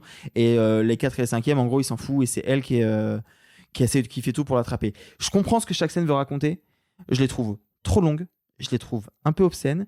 Elles me mettent extrêmement mal à l'aise, et surtout que tout ça est amené par un récit que je trouve assez mal structuré, et surtout moi j'ai un problème avec le casting. Alors je sais que je suis un peu le seul à le penser, mais moi je trouve qu'il y a un gros problème avec le casting, pas tant avec Higelin, parce que bon, c'est un premier film pour elle, c'est pas simple, c'est pas une partition facile, je trouve qu'elle y arrive bien la moitié du temps, ce qui est déjà en vrai énorme pour un premier film avec un rôle aussi complexe. Mais il y a des moments où moi, quand je la vois s'énerver, j'y crois pas une seconde. Mais c'est pas ça, à vrai dire, le problème. En vrai, ça, à la limite, je peux pas lui reprocher à elle. Par contre, moi, j'ai un problème avec Rouve. Et je trouve pas que Rouve joue mal. Je tiens à le dire. Je trouve pas que Rouve joue mal. Je pense que Rouve n'était pas du tout le bon acteur pour incarner Matzneff. Je trouve que Rouve ne peut pas incarner cette monstruosité. Et du coup, moi, j'ai un réel problème par l'incarnation de Rouve dans ce film. C'est que du coup, j'ai l'impression que c'est un film qui ne me montre jamais la prédation. C'est un film qui ne me montre jamais quel type de relation on parle. J'ai l'impression de voir, c'est horrible ce que je vais dire, je suis désolé, j'ai l'impression de voir un couple adolescent avec un petit copain un peu toxique. Je suis censé voir un monstre. Matzneff, c'est un monstre. C'était quelqu'un qui a réussi à... Non, c'est pas un monstre, c'est un adulte conscient de ce qu'il fait, manipulateur. Ouais. Ça, justement, je vais en toucher 2 mots de la notion de monstre après, mais termine Arthur, termine. Moi, j'arrive pas à comprendre que cette gamine puisse être fascinée par lui, parce qu'à aucun moment ce personnage est fascinant. Alors peut-être que c'est fait exprès, mais du coup je comprends pas les motivations de quoi que ce soit, et je trouve que Rouve essaye d'avoir une espèce de froideur qui est peut-être une bonne idée quelque part, mais qui du coup moi je trouve n'incarne pas du tout tel que je l'imaginais dans ce que j'ai pu lire du texte ou de ce que je connaissais de Matzneff dans les interviews. Il y a des moments où il reprend une interview qui est vraiment passé à la télé et que donc on peut retrouver et qu'on connaît. Je trouve qu'il y a un truc qui ne fonctionne pas, mais je sais pas si c'est de la faute de Rouve, je ne pense pas. Je pense que c'était juste pas le bon acteur pour ce film-là. Alors, si je puis me permettre, pour t'inquiète pas, te dédouaner et te sortir de cette ornière parce que t'as envie de dire qu'il est nul alors que non. Mais non. Merci. Mais voilà, en fait. Le souci, me semble-t-il, c'est que tout simplement, donc, Rouve, et il l'a dit dans une interview qu'il a accordée dans l'émission Beau Geste, qui est très intéressante d'ailleurs, oui, je suis d'accord à avec Pierre Lescure, où il dit, voilà, on dit toujours qu'il faut aimer le personnage qu'on joue, qu'il faut avoir de l'empathie pour lui. C'est vrai que c'est une bonne chose, mais là, c'est la limite. Là, on peut pas en avoir. Et là, j'ai envie de lui dire, si, désolé, mais c'est le job. C'est-à-dire que je vois qu'il déteste ce personnage, et que parce qu'il le déteste, il se retranche derrière, mais c'est mon impression, hein, encore une fois, c'est très subjectif, une tentative d'imiter ce qu'on a vu de lui à la télé. Ouais. Or, quand je le vois quand je vois ce personnage dans une chambre de bonne manipuler cet enfant, je pense pas qu'il se sent sur un plateau télé. Je pense pas qu'il parle comme dans un plateau télé. Et du coup, je crois pas du tout à la situation. Mais ça m'amène à autre chose, c'est qu'en revanche, s'il y a un vrai choix, j'ai l'impression que fait le film, c'est celui d'être un film de monstre. Alexis, est-ce que tu penses que c'est le cas? Et le cas échéant, est-ce que c'est une bonne idée? Je pense qu'effectivement, c'est complètement l'axe qu'a choisi Vanessa Philo pour représenter Gabriel Matzneff, et j'expliquerai après pourquoi, mais en ce qui me concerne, pour moi, c'est une faute, j'ai presque envie de dire philosophique, et je vais essayer d'expliquer pourquoi. Bon, déjà, je trouve que, de manière générale, mettons à part le personnage de Matzneff 2 minutes, je trouve que c'est un film qui de toute façon a un problème, une grosse fragilité de base. C'est un film qui s'ouvre sur un carton de texte qui est pour le coup très clair et très sobre, qui nous dit qu'en fait le projet de ce film c'est uniquement de raconter cet épisode de la vie de Vanessa Springora de la meilleure manière. Moi je suis plutôt ok avec ça, mais du coup va falloir à un moment quand même aller me chercher cette réalité là, cette réalité si ce n'est factuelle au moins émotionnelle.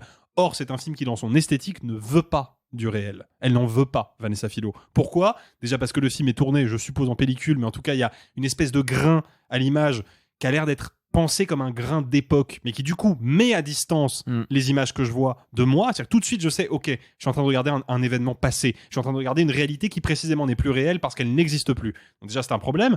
Et puis, bon, c'est un film qui va, quand il a besoin d'appuyer son authenticité, aller chercher du côté d'une mise en scène assez classique. Moi, j'ai jamais compris d'ailleurs pourquoi cette mise en scène-là était soi-disant gage d'authenticité, parce que c'est évidemment pas le cas.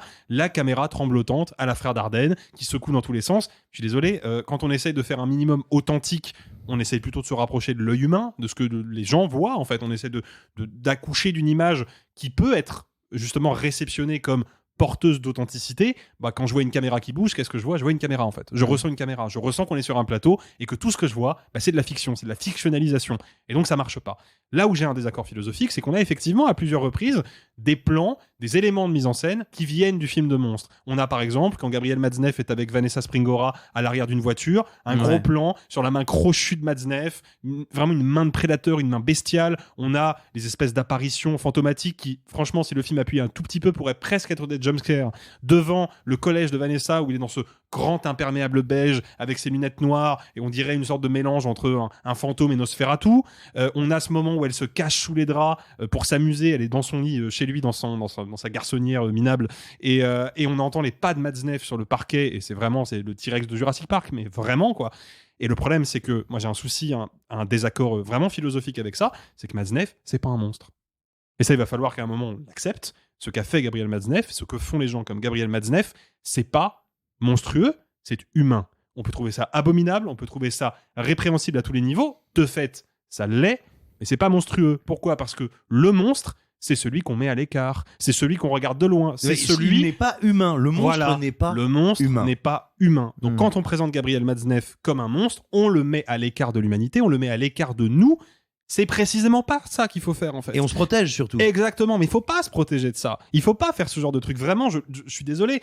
Les monstres, ça existe au cinéma, ça existe dans la littérature, ça existe pas dans la vraie vie. Dans la vraie vie, il y a que des êtres humains qui sont capables de faire le meilleur comme le pire. En témoigne le film qu'on a tous vu à Cannes et qui nous a tous retourné le bide, The Zone of Interest. Que nous dit The Zone of Interest de Jonathan Glazer ?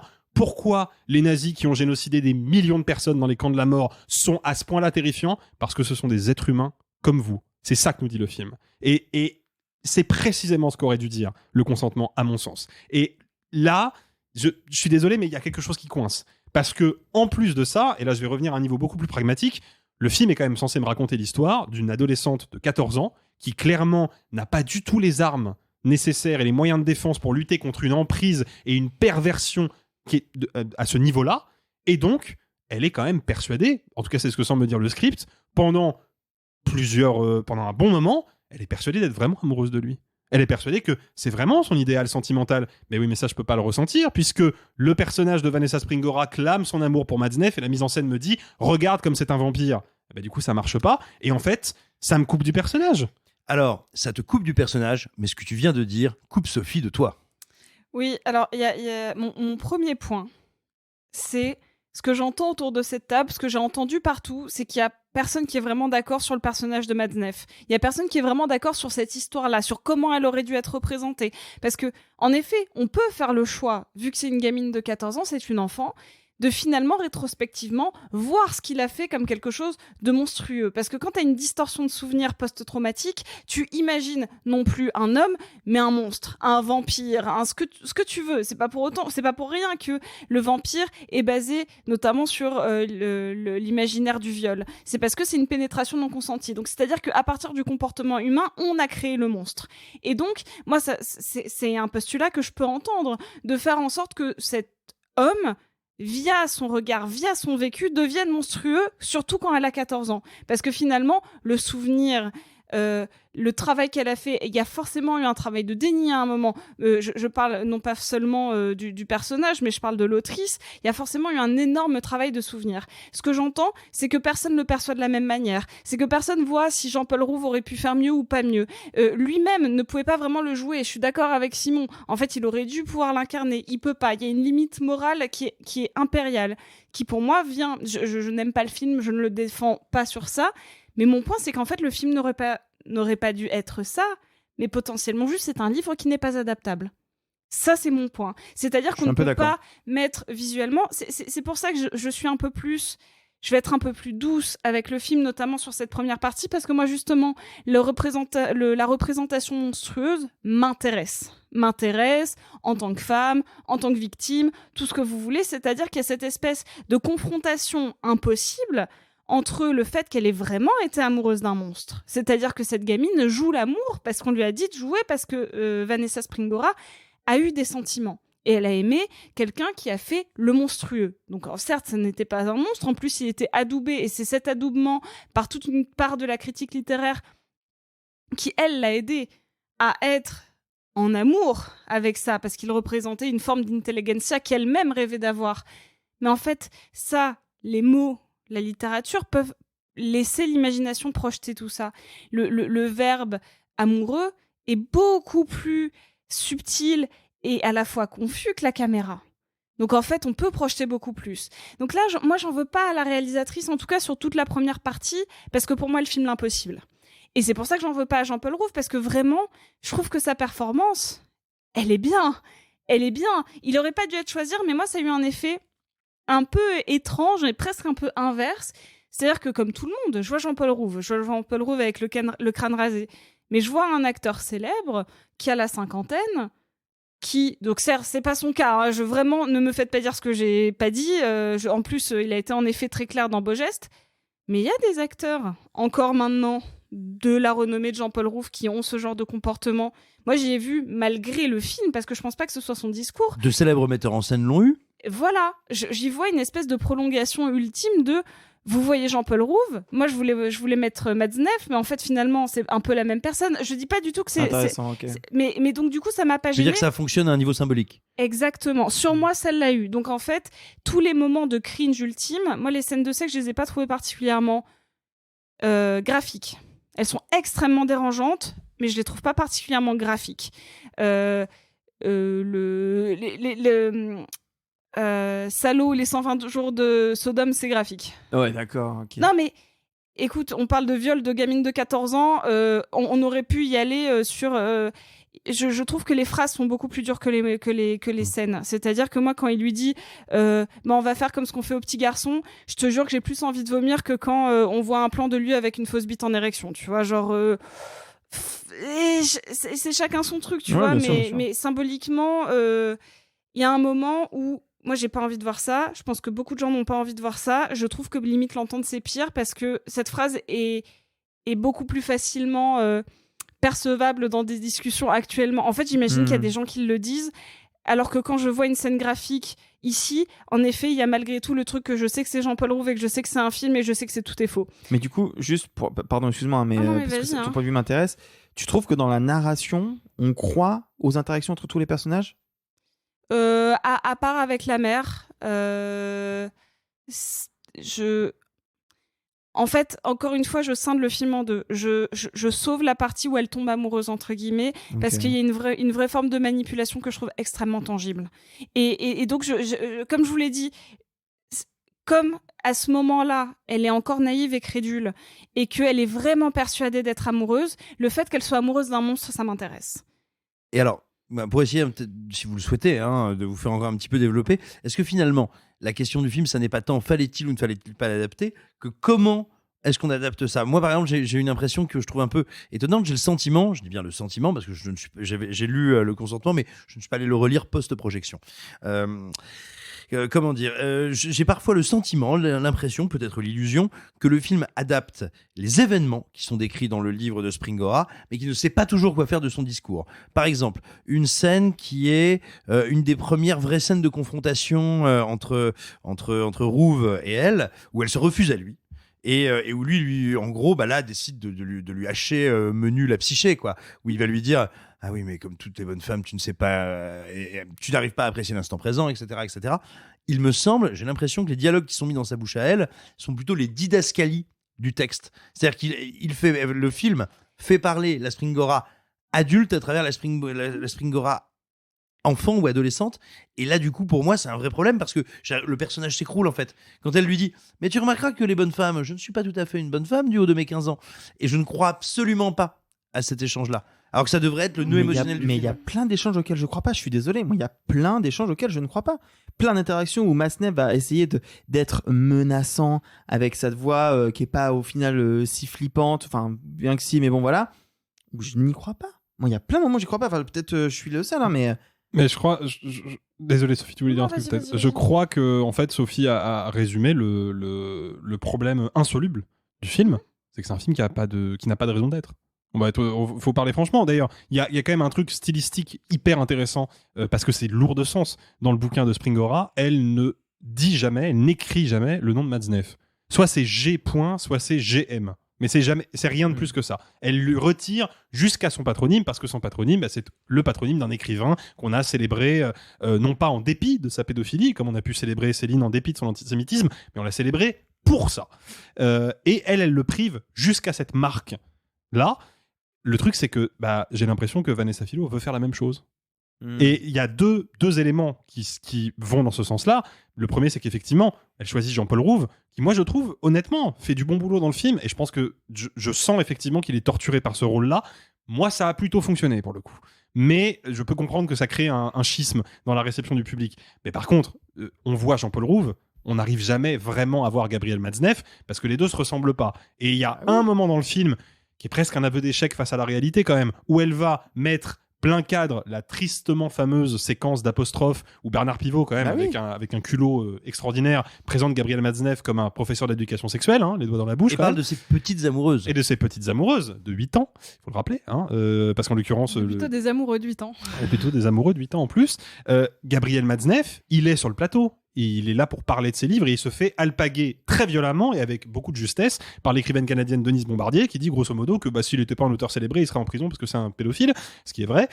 Et que fait Vanessa Philo à ce moment-là ? Elle nous met plein cadre l'extrait d'apostrophe.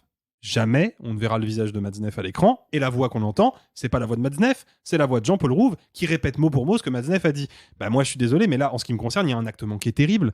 Moi je sais que ça peut paraître bizarre et je vais essayer d'expliquer pourquoi. Je veux le voir, Matzneff, à ce moment-là.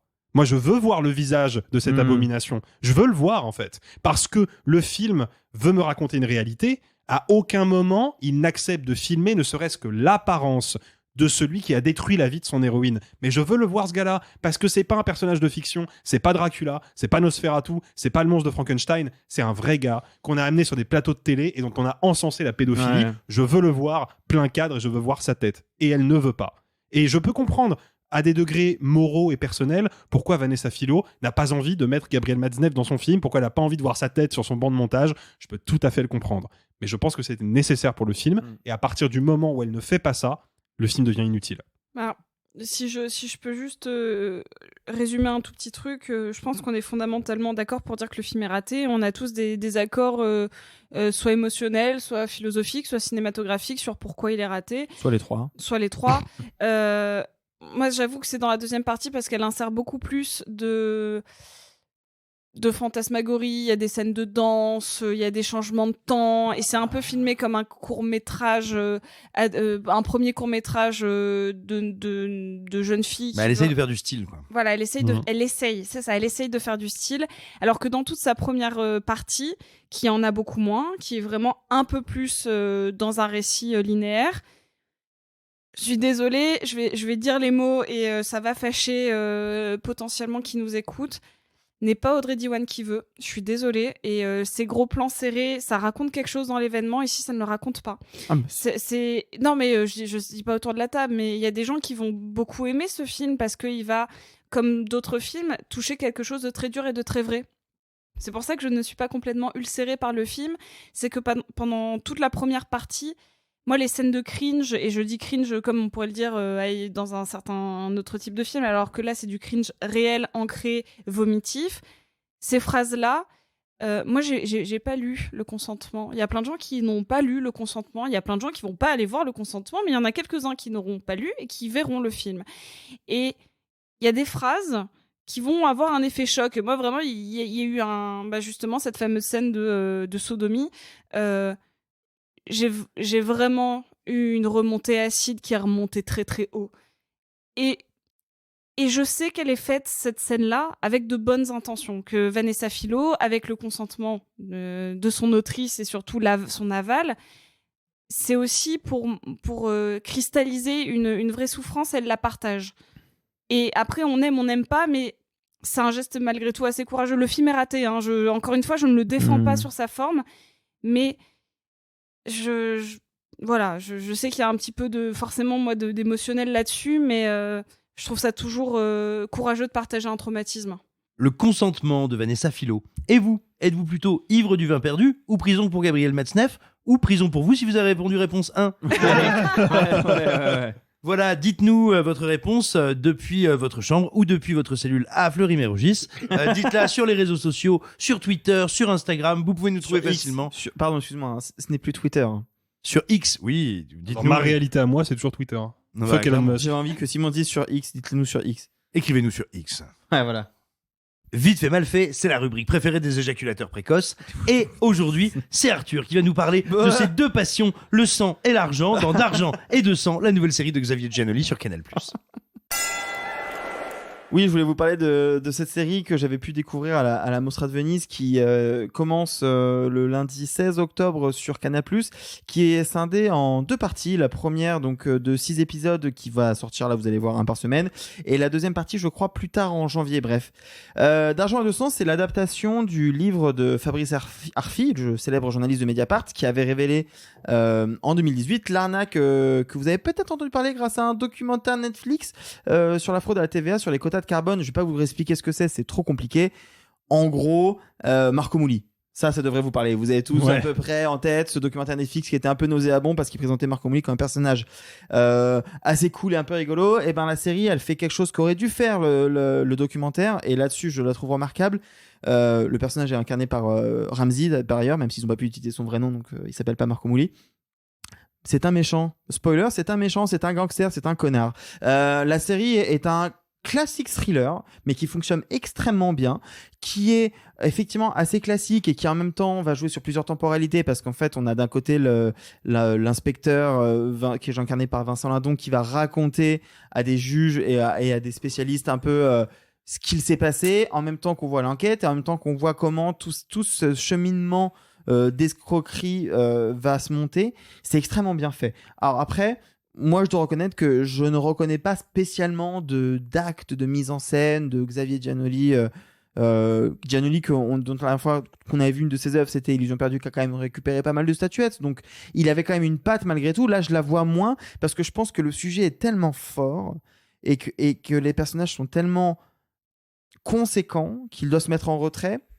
Il y a pas mal de choses à dire sur la série, je vais pas vous en dire beaucoup plus. En vrai, pour l'instant, il y a que 2 épisodes disponibles si vous écoutez ça en début de semaine, donc je vous en dis pas plus. Il y a quand même un élément que je pense n'est pas vraiment mis en avant et que je trouve qu'il faut dire. Le personnage de l'associé de Fitous, Jérôme Mathias, est incarné par Neil Schneider. Et au départ, ça devait être Gaspard Ulliel, qui est décédé pendant le tournage. Et je le sais parce que Ramsey m'en a parlé plusieurs fois. Pour le coup, c'est quelque chose qui est hyper difficile, de retourner des scènes qu'on avait déjà tournées avec un acteur qui était déjà dans le rôle. Je sais pas comment a fait Neil Schneider parce que je trouve qu'il s'en sort vraiment super bien à incarner donc ce personnage. Ça devait être tellement difficile pour lui, ça devait être tellement difficile pour tout le monde, et je trouve que la série n'en est à aucun moment pénalisée. Donc voilà, c'était juste pour vous donner un petit aperçu en plus. Ouais, moi c'est une série que je recommande. Pour l'instant, j'en ai vu 5 sur les 6 de la première partie et c'est pas le thriller de l'année, mais franchement, ça fonctionne vraiment, vraiment bien. Et puis en vrai, si vous avez vu ce documentaire Netflix et vous avez dit mais pourquoi il présente cet escroc comme un mec sympa et marrant, et ben regardez là, ça va vous faire tout drôle. C'était très bien, c'était parfait, c'était très bien. Alors très bien. Voilà, c'est fini. Sauf que non, quand il y en a plus, il y en a encore, et si t'en veux, il y en rena. Sophie, la série Sex Education vient de s'achever avec une saison 4 abondamment commentée. Éducation. Ou Sex Education, comme on dit vraiment. Moins chantant, hein, mais Sex Education. Je vais pas mentir, c'est une reco, mais plus pour la globalité de la série que pour la saison 4, notamment parce que il me manque un épisode et demi, donc je vous dirai pas si la fin est réussie ou non. C'est juste que ça fait partie de ces séries qui ont été des gros marqueurs et qui ont bénéficié d'une com que je trouve assez admirable, parce que ils ont sur le schéma de la série facilité le dialogue sur pas mal de sujets, et je trouve que ça a brassé beaucoup de thèmes de sexualité, d'identité, de genre, de problèmes aussi bien pour les adultes, hein, notamment avec le personnage de Gillian Anderson qui passe par pas mal d'étapes de la vie, on va dire, de mère de la cinquantaine, mais aussi tous les conflits aussi bien amoureux et tous les tourments sexuels qu'on peut connaître à l'adolescence. Je sais que c'est une grosse série Netflix, que c'est la grosse série Netflix du moment, mais ça vaut le coup. C'est pas parce que c'est estampillé avec un gros N rouge que c'est pas fait avec le plus grand soin et avec des acteurs très convaincants. Et si vous n'avez pas regardé les premières saisons, je vous encourage à le faire. Et ces personnages, ils sont très attachants parce que même si, en effet, je suis un peu moins emballée par la saison 4, je suis un peu triste de leur dire au revoir. Donc voilà, c'est la fin de Sex Education et ça nous aura appris quand même pas mal de choses. Et ça m'a aussi un peu rappelé mes années American Pie où on essayait de parler de masturbation et autres et où ça a pas mal libéré une certaine forme de parole parce qu'on revient pas mal à une forme de conservatisme sur beaucoup de choses, plus qu'on n'y paraît. Et je pense que les séries aussi grand public, ça peut aider pas mal de personnes. Arthur ? Ouais, moi je voulais vous parler très rapidement d'un livre que je n'ai pas encore eu le temps de lire, mais que je viens de m'acquérir, qui est le Musée imaginaire de Wes Anderson. C'est un gros bouquin de Grun signé Camille Mathieu et Johan Caramonte, que vous connaissez peut-être si vous lisez Rokirama, puisqu'ils sont fondateurs et rédacteurs en chef de Rokirama depuis de longues années. C'est un gros bouquin de 200 pages qui, plutôt que de juste faire analyse de la filmographie, comme on peut en avoir beaucoup, prend un parti pris assez particulier de raconter, d'imaginer un faux musée dans le Wes Anderson. Et donc on passe par plusieurs pièces. Donc d'abord le vestiaire, donc là on a 20-30 pages qui va analyser tous les costumes chez Wes Anderson, puis les personnages, les influences, etc. C'est très riche, c'est extrêmement bien illustré et j'en ai lu qu'une dizaine de pages tout à l'heure pour me faire une idée et vraiment je vous le reconseille. C'est chez Grund, voilà, le musée imaginaire de Wes Anderson. Cette fois, c'est vraiment terminé. La semaine prochaine, on vous cause d'un immense classique, un chef-d'œuvre immarcessible. Je parle bien sûr de... Non, j'ai pas le droit de vous le dire. Je parle bien sûr d'un film que j'ai vu il y a si longtemps. On pense à vous. Prenez soin des vôtres et même des autres aussi. Puis courage, force et joie. C'est important la joie. Vous êtes le sang de la veine. Et gloire aux hématologues. Oh, c'est pas humain, les salauds, ils m'ont épuisé. Au 4e stop, il sera exactement 0h13. Oh la vache! Moi je vais être en retard au lycée! Oh, bah dis donc, t'es bien pressé, toi, ce soir. Ceux qui sont encore vivants, profitez-en pour le rester, allez-vous-en! Arrivederci e buon viaggio. Messieurs, il n'est de bonne société qui ne se quitte.